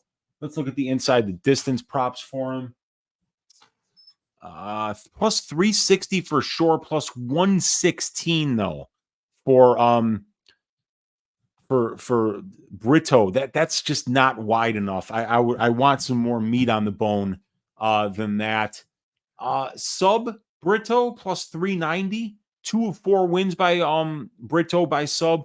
And then Shore's only loss coming by way is sub. So that's 3 of 5. And you could see Shore wanting to push the grappling here. So if Shore pushes the grappling, it's probably a little bit more likely that Brito winds up getting a sub if he finishes than he does getting a knockout. But the templates feel like that, even at Brito at minus 141, they still like inside the distance, at plus 116. The win condition part of the decision prop says it's not even there. 0 of 5. So, yeah, man, sub KO inside the distance, all looking pretty good for Joanderson Brito. Decision prop for Jack Shore. I mean, that's the way to bet it, Brady. It's a trifecta bet on the template, Jack Shore by decision. I don't think he's knocking out Joanderson Brito. I mean, if you didn't submit Ludovic Shedlinian, are you going to submit, Joanderson Brito, who was on the ground for 2.5 rounds with Diego Lopez? Probably not. So if you're on that Shore side, I think you would be out of your mind to pay plus 121 on the betting line when you could get the decision prop at plus 380. That is a difference in 24.5% of implied probability. That's a big haircut off the price of the line. So that's the way that I would play this one. Jack Shore by decision, even though I'm picking Brito to win this fight, I think that Jack Shore decision prop at plus 380 has all the value on the Shore side. And if I have to pay plus 116 for inside the distance when the money line is minus 141, I'd rather just play the money line. Yeah, it's like they know if Brito's winning, it's probably inside the distance. And by the way, Shore decision actually got better. It's not plus 380 anymore. It's plus 400. Wow, that's a good number, man. I mean, like that's a good number for Jack Shore because he does have some finishes at the UFC level, but look who they are. Yeah, I mean, like you could put all of those guys in the cage at the same time with Brito, and he'd shave all their asses. So, they're bantamweights too. So, I do like Brito here. I'm surprised that Brito is only about minus 150, minus 160. That doesn't make any sense to me. Yeah. I think it's because people are like looking at the Pierce fight and looking at the Algio fight, but both Pierce and Algio are featherweights. Shore's a bantamweight. I'm not sure what Shore's doing up here at this weight class. Yeah, and he looked soft there too. Like when he moved up to fight Mr. Finland, Amir Khani, he looked a little soft around the middle. MMA soft. I'd kill to look like that, but I mean. I'm not a mixed martial artist, so I don't get held to the same, standards that they do. But yeah, he looked a little soft there to me. Yeah, Shore decision. I mean, if you like Shore, you play that decision probably plus 400. I might play I know it's chalky, but Brito finish only. It's minus 220. I think if there's a finish in this fight, it's more. I think it's more like an 80, like minus 400. I just struggle to see Shore finishing Brito, unless like Dixon said in the chat, maybe Brito gasses out, but he actually has a solid gas tank. It's not terrible. He's been in the third round multiple times. So finish only. And if it does go to decision, that does push. That might be how I play it there. Possibly a split. It could be if this fight does go the distance. Maybe some control, time for sure. Maybe some big shots from Brito. Could see it. Brito's significant strike line is at 38.5. He's only going over that twice. I like the under, especially if you think finish is his win condition. And yeah, because you could have some grappling on really either side. Like Brito could even take down Shore potentially. And then on the feet, Brito hits like an absolute truck. Just ask, Andre Fili and poor Weston Wilson. Yeah. Mm. That's got to be his new nickname is Poor. Poor Weston Wilson. Dude, they gave Weston Wilson another fight I saw. I mean, he took the Brito fight on short notice, so they don't just like hang a one fight contract in front of you. Could you'd be like, well, go fuck yourself. No, they gave him. I'm gonna go in there and get my ass shaved by Brito, and you're gonna cut me. So they had to give him 2 other fights. They gave him Gene Silva after that, and then no, dude. And then they gave him Jekka Seregi. So Jekka Seregi's probably going to get a UFC win, which is crazy, but he's already got one. Oh, Seregi? Remember, he beat Lucas Alexander as like a plus 400 underdog, man. Knocked him out in the first round. Why? Okay, yeah, that's wild. Yeah. I do remember that now. That was wild. Maybe the prop template would have been all over that one, Brady. Yeah. It would have been all over that one. I was not. I think I was on like Alexander like sub or something along those lines. So yeah. So poor Weston Wilson might go 0 for 3 getting knocked out in the 3rd round. Poor Weston Wilson. Poor Weston Wilson. Yeah. Yeah, Dixon saying, what if Brito chases around one finish and death gases? It's not a Brazilian rest, so there was no early stoppage. Short 2-3 sprinkles. Yeah, I would lean Shore, like even like Shore round 3 decision could be something, pretty big if you're on the Shore side. Like maybe cover that round 3 as well, just in case. Jekka Seregi about to shave his, yeah, probably, man. Probably. Yeah. If you finish Weston Wilson, he can finish anyone. That's true. Don't respect my man, Seregi Brady was, that round 1 KO was his path, and you got it at plus 2,000. Way to nail that one. Heck yeah. That's what we got to look for. Like I cashed Cody Brundage round 1 against Jacob Malkoun. Starched him. I had the under 1.5. It was my only bet of the week. Plus 205. Chalk it up, baby. I love it. Let's go. Shout out to Cody Brundage for cashing that first round prop, knocking out Jacob Malkoun. That's a big win for him. Yes. All right. Let's move on to the next fight. We have I believe this is the main card opener. We got Caio Borjas going against Paul Craig. And yeah, we talked about this fight on Sunday, Wheezy, and I want to say Caio was like minus 450, and now he's minus 625. And Paul Craig is currently a plus 450 underdog. The over-under is set at 1.5 rounds. The over 1.5 is minus 205. The under 1.5 is plus 165. The fight goes to decision is plus 170. The fight doesn't go to decision is minus 210.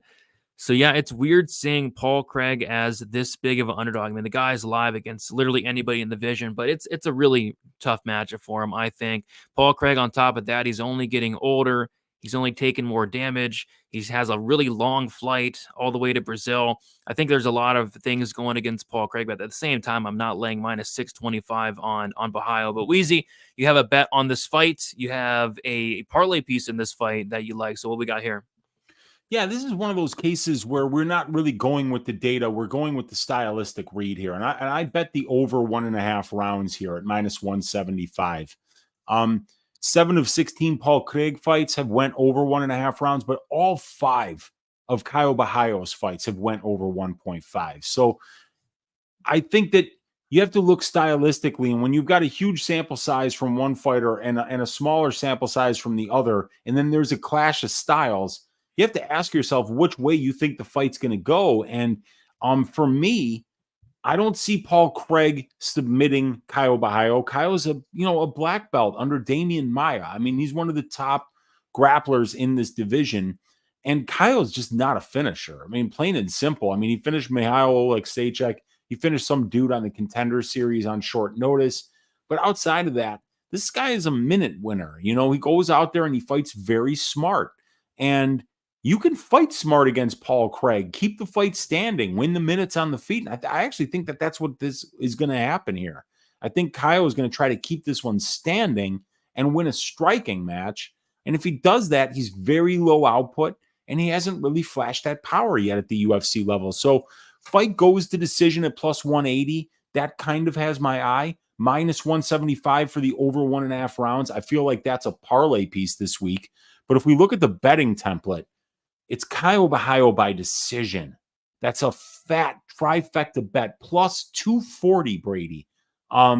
The implied probability or price of the line, 29%. The benchmark adjusted for win percentage, 35.84%. So we're getting a big discount there. The win condition adjusted for the implied probability of Caio's win line, 39.18%. We're only paying 29.41% by decision. So I love that Caio by decision prop. And I also feel like Paul Craig by submission at plus 900. It's a system bet. And some of you guys might be saying, Wheezy, you're just throwing your money away. Paul Craig will never beat somebody that's undefeated in the UFC. It's funny, right? Because, like, wouldn't Magomed Ankalaev still have 0 losses on his record if he hadn't have fought Paul Craig? Who was Jamal Hill's first UFC loss to? Paul Craig. Who was Andre Muniz's second loss to? A phenomenal grappler. And this guy went out there and got top position in the 3rd round and pounded him out. Paul Craig, betting on him as an underdog, you might as well do it. What's wrong with the Paul Craig by sub at plus 900? There's nothing wrong with that bet. I mean, it's plus 1,000 on 365. Quarter unit sprinkle. You know, if it cashes, join probability. If not, you'll get them next time and join probability. You know, join up with us. You know, win or lose. But yeah, I like Paul Craig by sub. That can be a system bet at any time, any place, even inside the distance at plus 750 if you don't want to be greedy, just in case. Remember, the Jamal Hill fight wasn't a submission. It was a knockout, you know, just in case some shit like that happens, you can go inside the distance at plus 750. But my favorite bet, Caio by decision, and I parlayed up the over 1.5. Yeah, I remember betting Verna Jandiroba by sub against Kanako Murata. She snapped her arm off and won by knockout. That was phenomenal. Yeah, I'm kind of seeing this fight kind of similar, but kind of not, man. I think Bahaio's very, very, very live for a knockout here. I mean, Paul Craig it's weird. Like, have we ever seen the fight doesn't go to decision in a Paul Craig fight at minus 190?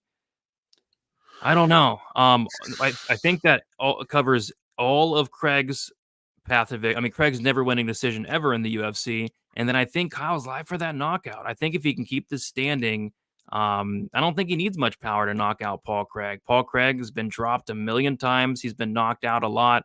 So yeah, I think that Caio knockout is super live. So I might be looking at Caio knockout. It's plus 250. It's not the best price in the world, but that's kind of how I might play it there.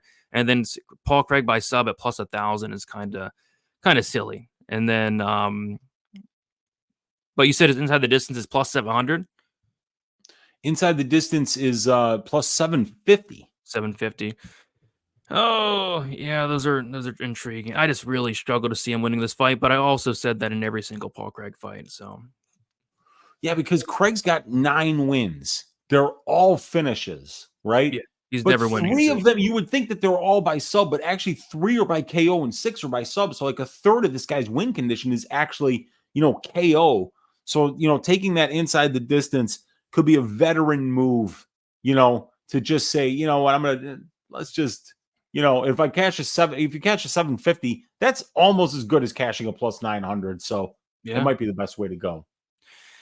Playing the under 2.5 rounds. Yeah, I mean, you're getting a discount in terms of it being a Paul Craig fight. Caio inside the distance. Caio guaranteed a KO in his interviews that he did.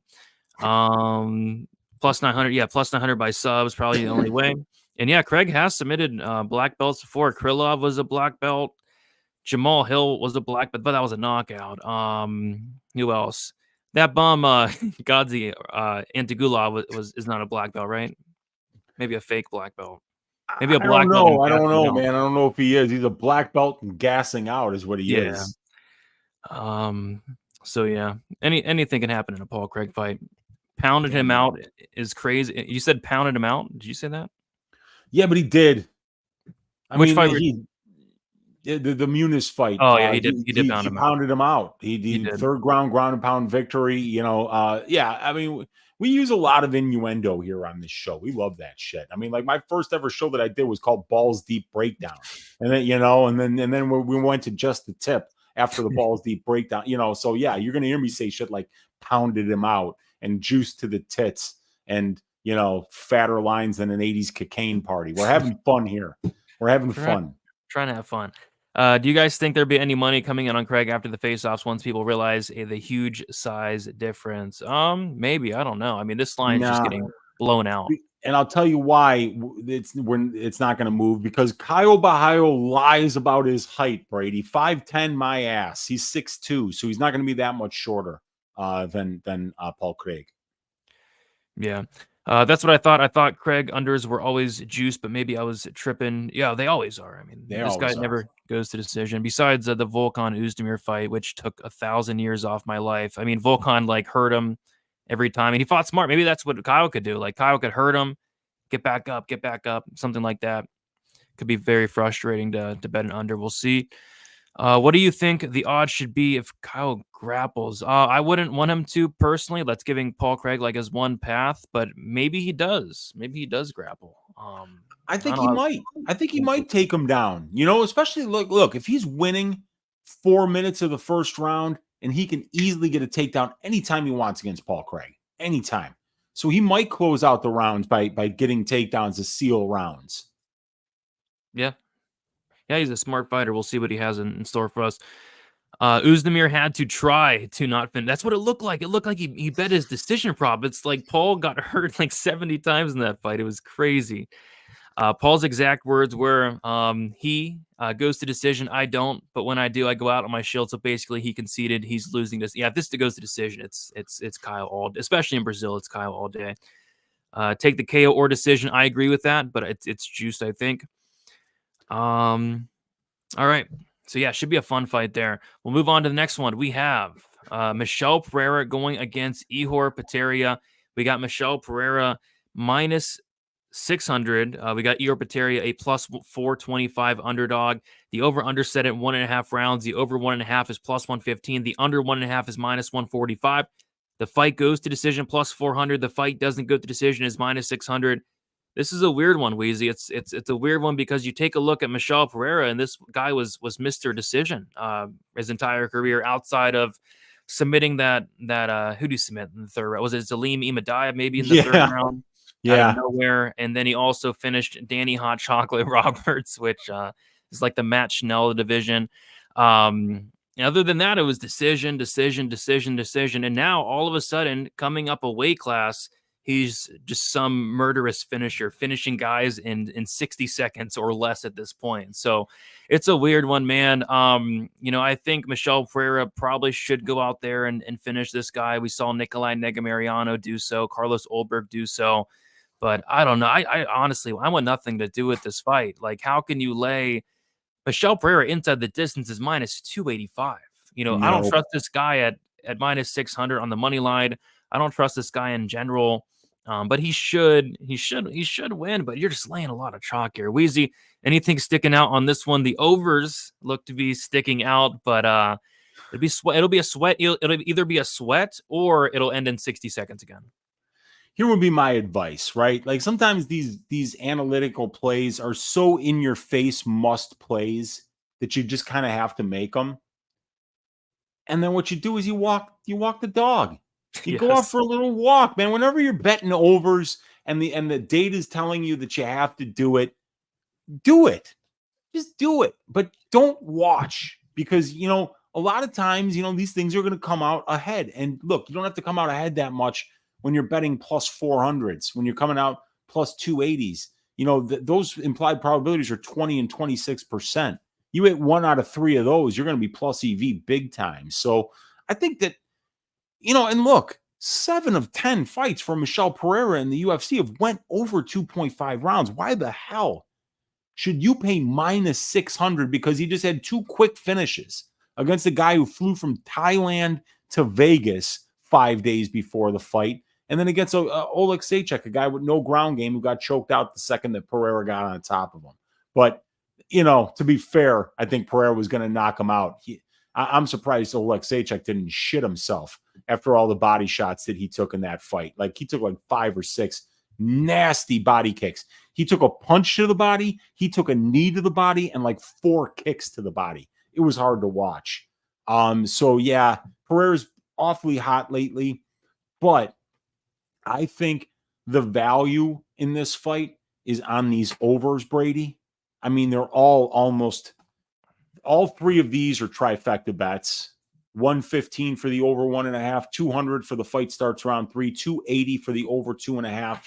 And if you look down here, 40% in savings, 54%, 40%, 40%, 18%. And we've got a 15 fight sample size here. The problem is that Pereira has only went to decision once, right? And he's the kind of guy that could be reckless enough to kind of just engage Pereira in a way that makes this finish in the first 90 seconds. It could absolutely happen. But the value is on the overs. And then if you want to get really cheeky, what do you think about Michel Pereira by decision at plus 550? You don't see numbers in this row that are at 16%.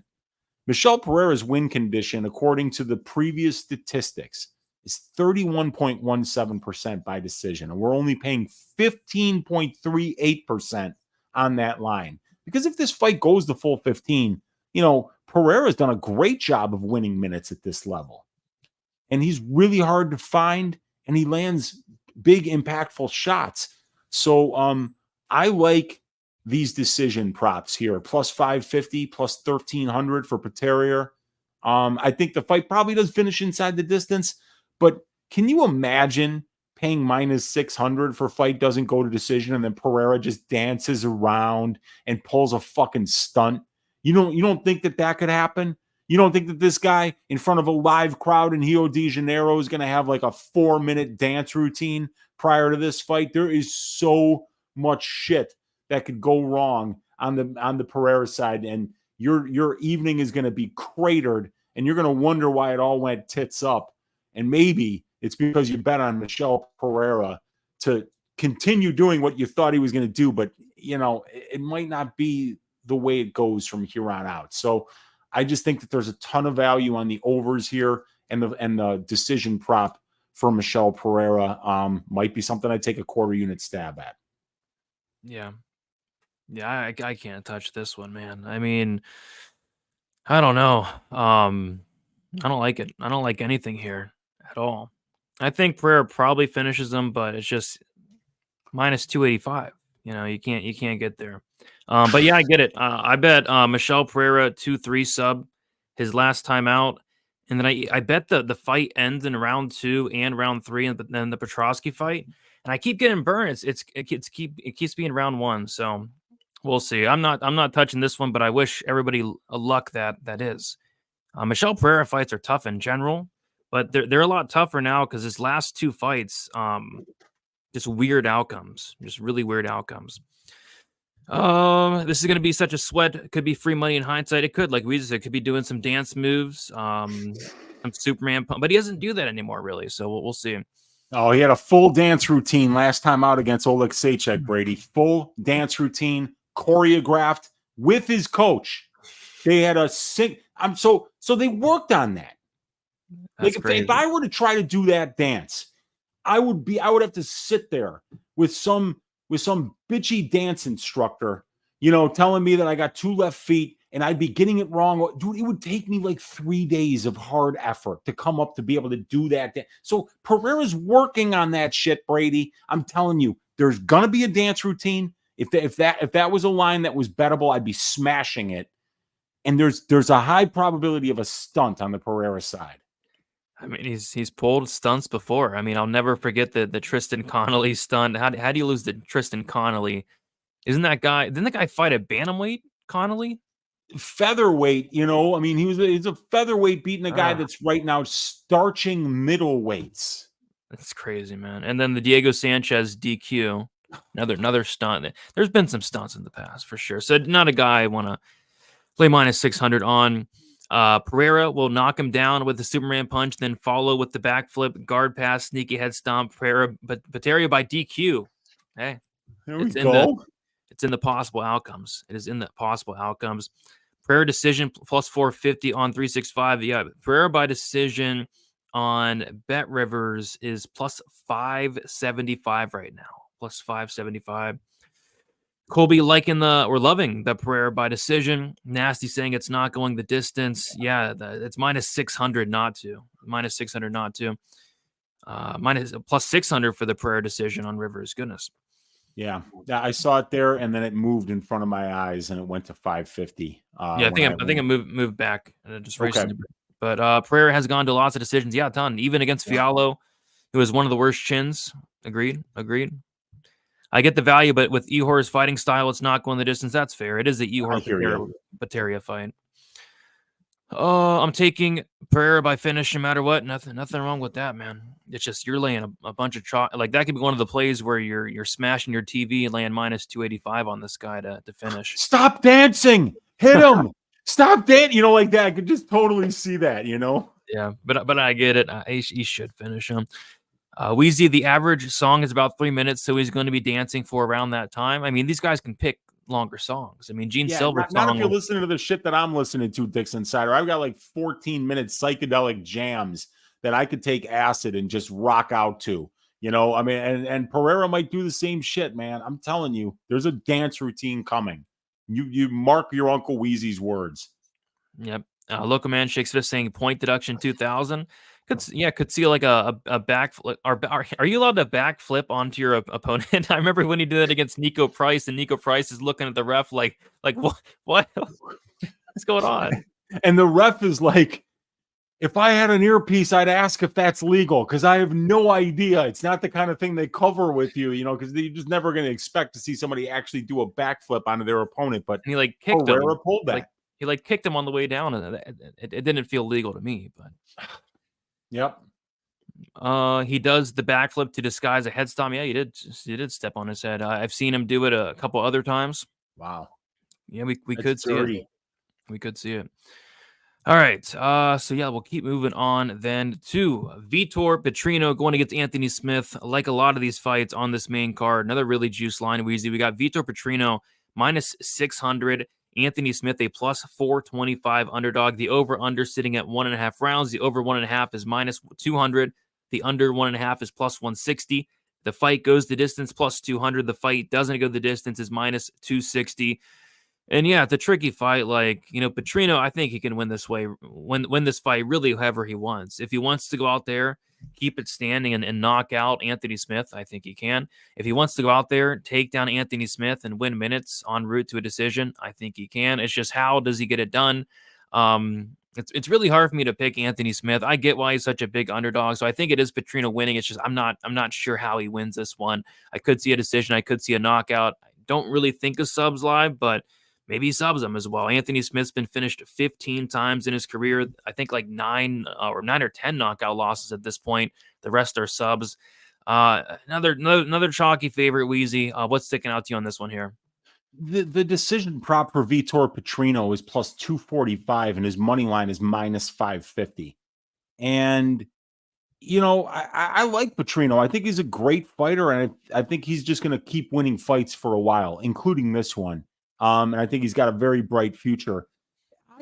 I'm not entirely sure if he's going to be like this savage finisher at the UFC level. And I'm not worried about that for him because we're seeing an evolution in Vitor's game. When he came out of the Contender Series and he knocked out Rodolfo Bellato, it looked like that this was, you just took a look at him and you'd be like, man, this guy's going to punch holes in people's faces, and he absolutely has the power to do that. But I don't know, man. Smitty's a veteran.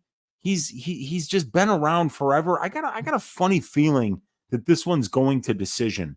And obviously the KO prop, the inside the distance prop, as you can see in here, these numbers, they're all red. The bookies are onto it. They know that Vitor Petrino is a finisher. They know that you think Smith is washed, and they because Vitor's minus 550 to win the fight, they're going to juice that inside the distance prop. But the bottom line is that 2 of 4 of Petrino's wins in the UFC are by decision. 3 of 7 Smitty losses are by decision. We're in the big cage in front of a live crowd. 45% adjusted down to 38%. We're only paying 29% at plus 245. So on all 3 metric comparisons, we like that decision prop for Vitor Petrino. And here's another reason I like it. Because we know that Vitor Petrino can get a takedown whenever he wants it.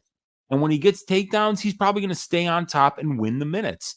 So anytime that Petrino starts to think that he's a little bit uncomfortable standing in front of Anthony Smith, he can just get that takedown and win the minutes on top and cruise to a decision here. So plus 245, that's a trifecta bet, like I said. And I like that a lot better than I like taking fight goes to decision at only plus 200, for instance, because I do think that Vitor Petrino has most of the minute winning equity in this fight. I think he lands the bigger shots on the feet. And I know for a fact that if one of these guys chooses to wrestle, it's going to be Petrino who winds up on top. Yeah, I like it. It's not a bad line considering how big of a favorite. Like this guy's minus 650 on some books, and yeah, that decision prop at plus 245 looks to be the best price on Bet Rivers. Don't think that's terrible. I'm kind of with you there, but he could also take Smith's head off is the thing. But yeah, I think decision's very much on the table. That's what I picked personally was Petrino by decision. So. We'll see. Petrino inside the distance. Olajuwon on the under. Petrino KO hedge with Smith by decision. Smith could make it greasy. It could be greasy. I mean, the guy's a veteran. The guy, Smith always seems to win when you least expect it. Like against Gustafsson, he was a big dog. In some other fights, he always seems to find a way. This can be an easy decision. Smith can take a beating too. He can. I agree with Petrino by decision. Yeah, don't hate it. Petrino decision, just got to be sure to not gas going for the finish. Vitor Petrino round 3 decision. Yeah, I can look up the round 3 decision. That's not bad because he got that 3rd round finish against Prochnio, didn't he? Yeah, but Prochnio is kind of a bum. But yeah, he did. Let's see. Petrino couldn't finish Tyson Pedro. Smith could surprise people here. Yeah, and he also couldn't finish the Pleasure Man, who's not that great. Where the heck? Oh, there it is. Petrino round 3 decision. Oh gosh, really? Plus 118. Might as well just play the decision prop at that point. Yeah, I would agree. I can check on FanDuel here though. On FanDuel, they have plus 115. Whatever. Yeah, that's gross. I'd rather just play the plus 215. Okay, that's so much better of a price on DraftKings. So the round 3 decision for Petrino's plus 215 on. Okay, I like that a lot better than the plus 115 FanDuel's given. I'd take that all day over 245, just pure decision. Yeah, 30 cents more expensive to pay that 215. I'd rather get that. No, it says Petrino round 3 decision on DraftKings plus 110. So yeah, and that come on. Yeah, there you go. Just a sprinkle decision, if anything. Didn't Anthony Smith fight last week? Did he? I don't know. Yeah, he did. He got that win over that bum Ryan Spann for the third time. Superman Ryan Spann. Yeah, Superman, all right. The guy with the cape. Yeah, he's faster than a speeding bullet at fucking torching your bets when you bet on him. Fucking Ryan Spann. God damn it. We have 400 people watching, Wheezy. So appreciate you guys. Wasn't expecting this big of a turnout for a debut, but here we are. Appreciate you all. If you guys have not already liked the video, subscribe to the channel, subscribe to Wheezy. Check out the link in the description for the Patreon. Uncle Wheezy, go to the probability tier and check it out. You'll find all the stats, and then you'll also find the show week in and week out. Very excited to be bringing back the show and doing weekly content for it. All right, and yeah, it is midnight. It doesn't feel that late, but I think it's because I'm so pumped up for this new show. All right, Weezy, we got the co-main event. We got Jonathan Martinez going against Jose Aldo. We got Jonathan Martinez minus 152. Aldo is plus 132. The over-under set at 2.5 rounds. The over 2.5 is minus 260. The under 2.5 is plus 200. The fight goes to decision minus 210. The fight doesn't go to decision is plus 170. It's a weird fight, Weezy, and I'm sure you'll touch on it. There's a lot of narrative going around with this fight. The big narrative is, Jose Aldo. We haven't seen him in a long time at this point. Last time he fought was against Merab about a year and a half, maybe almost 2 years ago.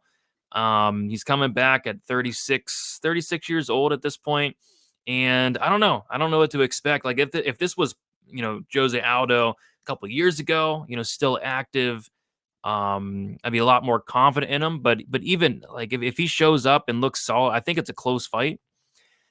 I don't know what to do with this one, man. Help me out. Is there anything sticking out to you on this co-main event? Yeah, whenever I've got questions in terms of, especially when the questions come from narrative issues, right? That's usually a fight that I'm going to stay away from because I feel like I'm missing information necessary to make a good decision. And with Jose Aldo, here's my understanding of things, Brady. Now, you could correct me if I'm wrong here, but my understanding of the way that this card kind of shaped up was that they were doing an event in Brazil, and it was the next pay-per-view after UFC 300. And at UFC 300, they went and they got some of the best and most marketable Brazilian fighters, and they were on that UFC 300 card. So then they were kind of left with UFC 301, and Pereira's fresh off a win. He's not ready to go. Charles Oliveira, fresh off a fight. He's not ready to go. And anybody else that was on that card that you were hoping might be, on this card, it's just not available. So kind of what I think happened is that they put together the card and they're like, shit, man, we don't have a pay-per-view here. Who can we get on this card that's going to put asses in the seats in Rio de Janeiro? Well, how about the king of Rio de Janeiro, Jose Aldo? But this guy hasn't fought in a year and 9 months under a mixed martial arts rules set. So, and also he spent his whole career having a tough weight cut to 145.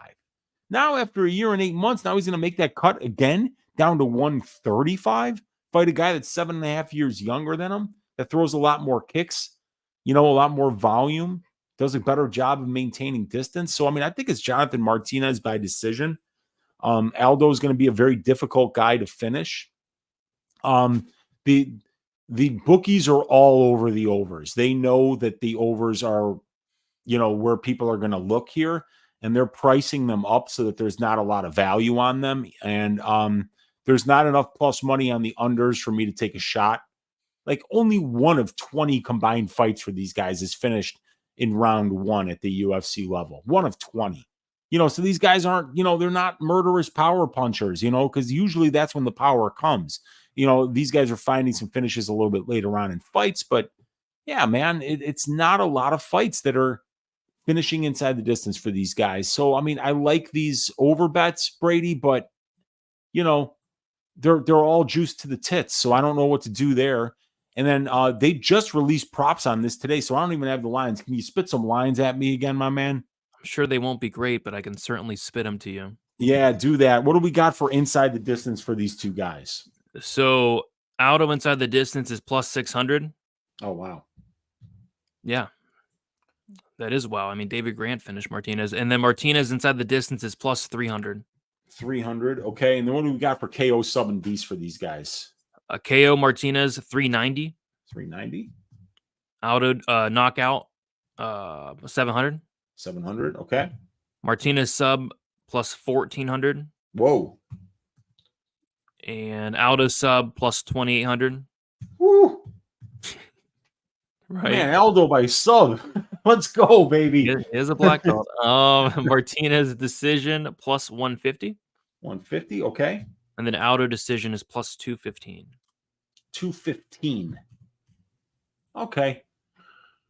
Oh God, the template just doesn't like anything. It kind of likes Jose Aldo inside the distance at plus 600, and it kind of likes Jose Aldo by KO at plus 700. Other than that, it doesn't like much. And what that would be a storybook. Jose Aldo getting a win in Rio and then officially retiring because this is the last fight on his contract. So you got to wonder if he's just showing up for a paycheck, showing up because they drove a bag full of money up to his place and said, please save UFC 301. So I'm picking Martinez by decision, but at plus 150, that's a little bit overpriced. So yeah, it's probably just a stay away from me. Yeah, I'd lean so as well.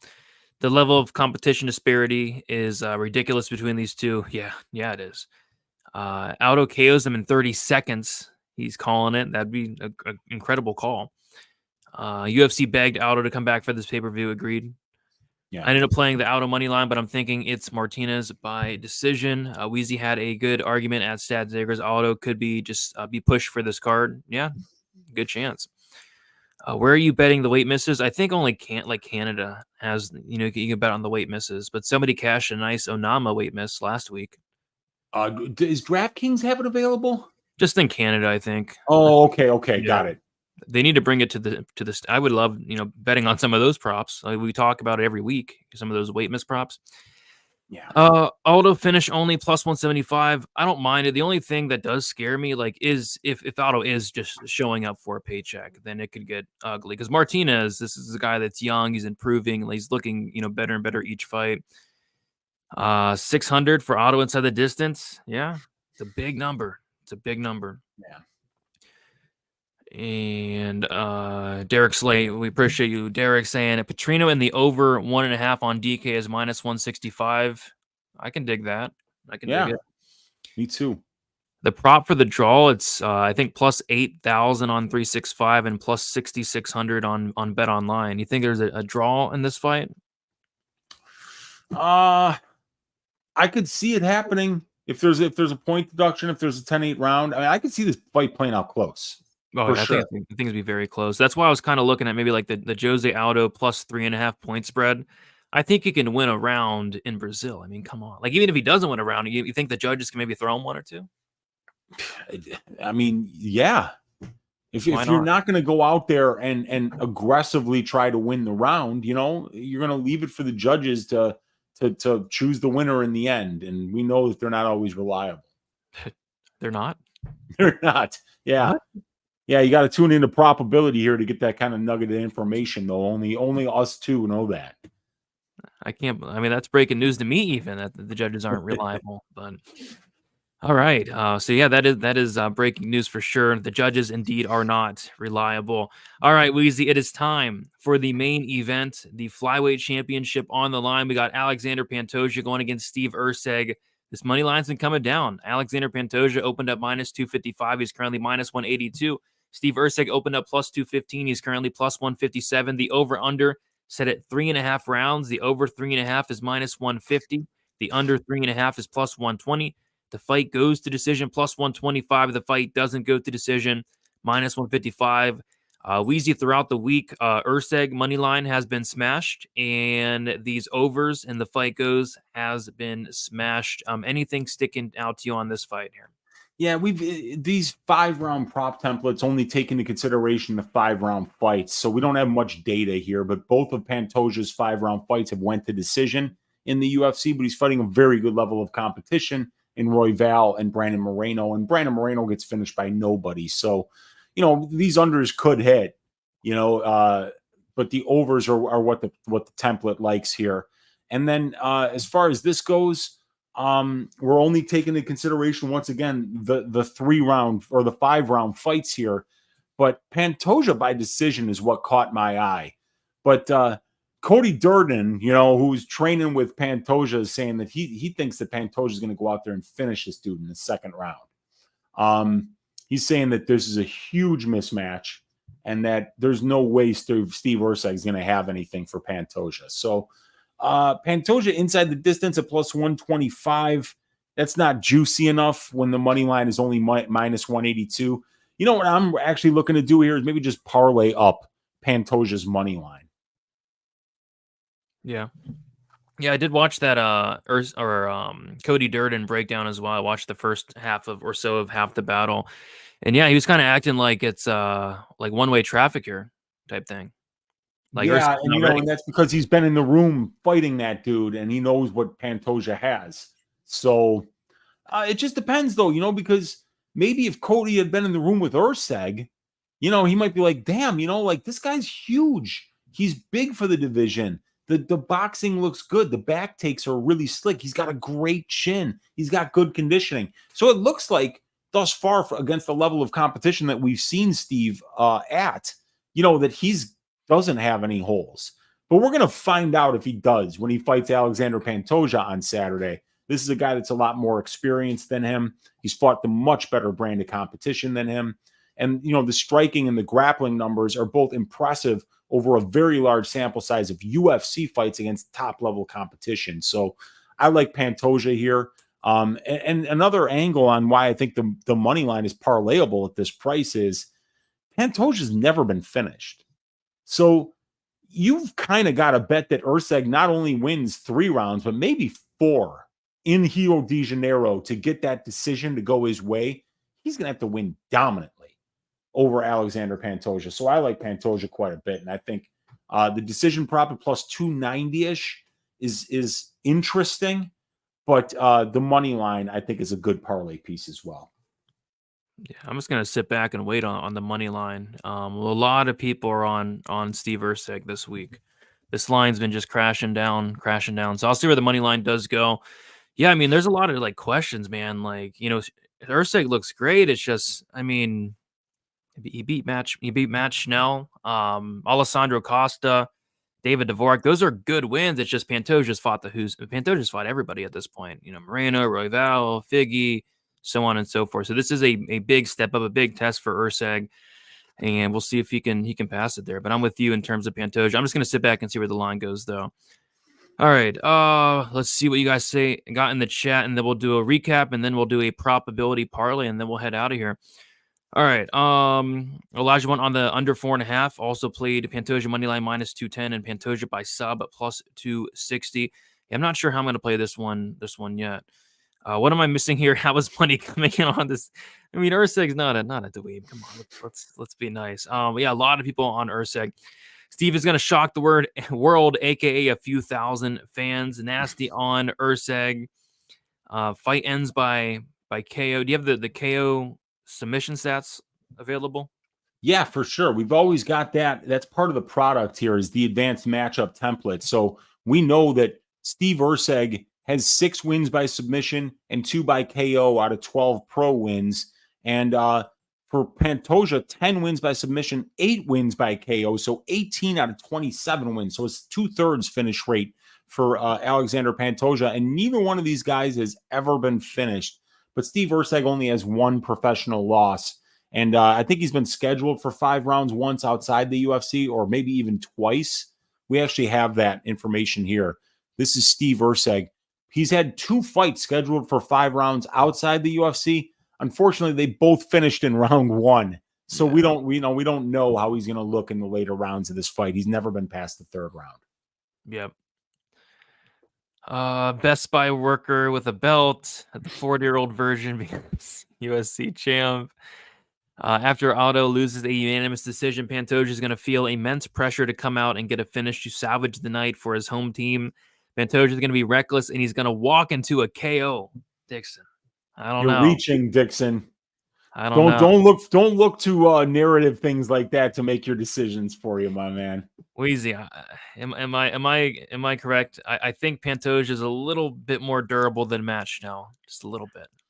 Yeah, I tend to agree with you, man. A little bit more durable than Matt Schnell. Yes. I kind of think if Urseg wins, it might be just like a decision. I don't know, decision maybe. I don't think he's knocking out Pantoja is so tough. Yeah, Pantoja's one of the most durable guys that's ever fought in the flyweight division. So you're gonna have to beat him by decision, and you're gonna have to beat the judges in Rio. I like Pantoja here, man. Dixon's on the weed. Okay. Okay. Could be. Happens to the best of us. Yeah, believe me, I know. All right, Weezy. So what we'll do now is we'll one last thing. Pantoja finish only is -175, and Ursig decision only is +190. Seems backwards. Yeah, I don't think no. Ursig doesn't have finishing equity over Pantoja. No, I don't think so. I mean, Ursig's not a knockout. I know he knocked out Matt Schnell, but does he have any other knockouts? At least standing knockouts.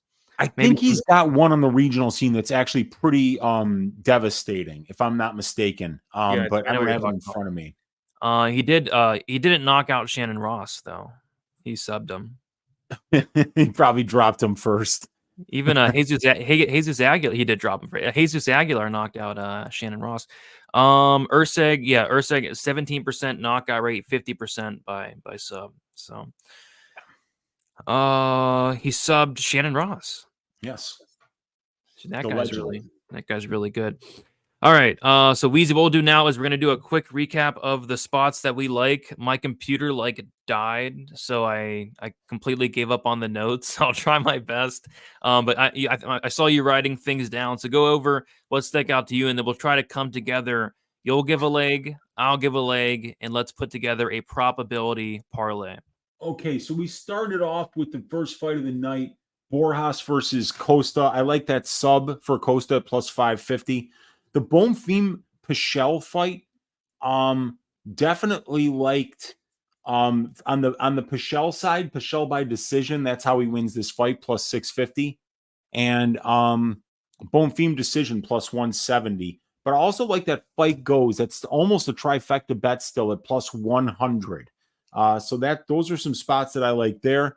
The next fight after that, I didn't really have much for Barbosa Kareckiate. I don't have much for Ruffy Mullarkey. The Silva Klose fight goes to decision at plus 120. That's a trifecta bet. I'm going to be keeping my eye on that one. Also, a fight goes to decision for the next fight, which is going to be the Karolina Kowalkiewicz fight. And also William Gomis by decision. Oh, come on.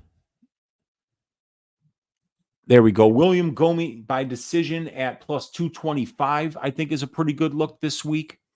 What else? We got the fight goes to decision at minus 170 for Karolina Kowalkiewicz versus Lucindo. If you're on the Jack Shore side, don't play the money line, play the decision prop at plus 400.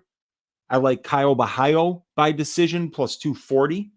I like Paul Craig by sub at plus 900 and inside the distance at plus 750. I like the fight goes to decision for Pereira versus Paterier at plus 400. And I also like Pereira by decision at plus 550. Those are small plays, like I say, maybe go for a walk for those overs. Vitor Petrino decision plus 245. Aldo inside the distance plus 600. And I like that Pantoja money line at minus 182 as well. All right. I'm going to be, does FanDuel still not have, so FanDuel still doesn't have bets or props out for the prelims, but I want to see what they put that cost to sub at.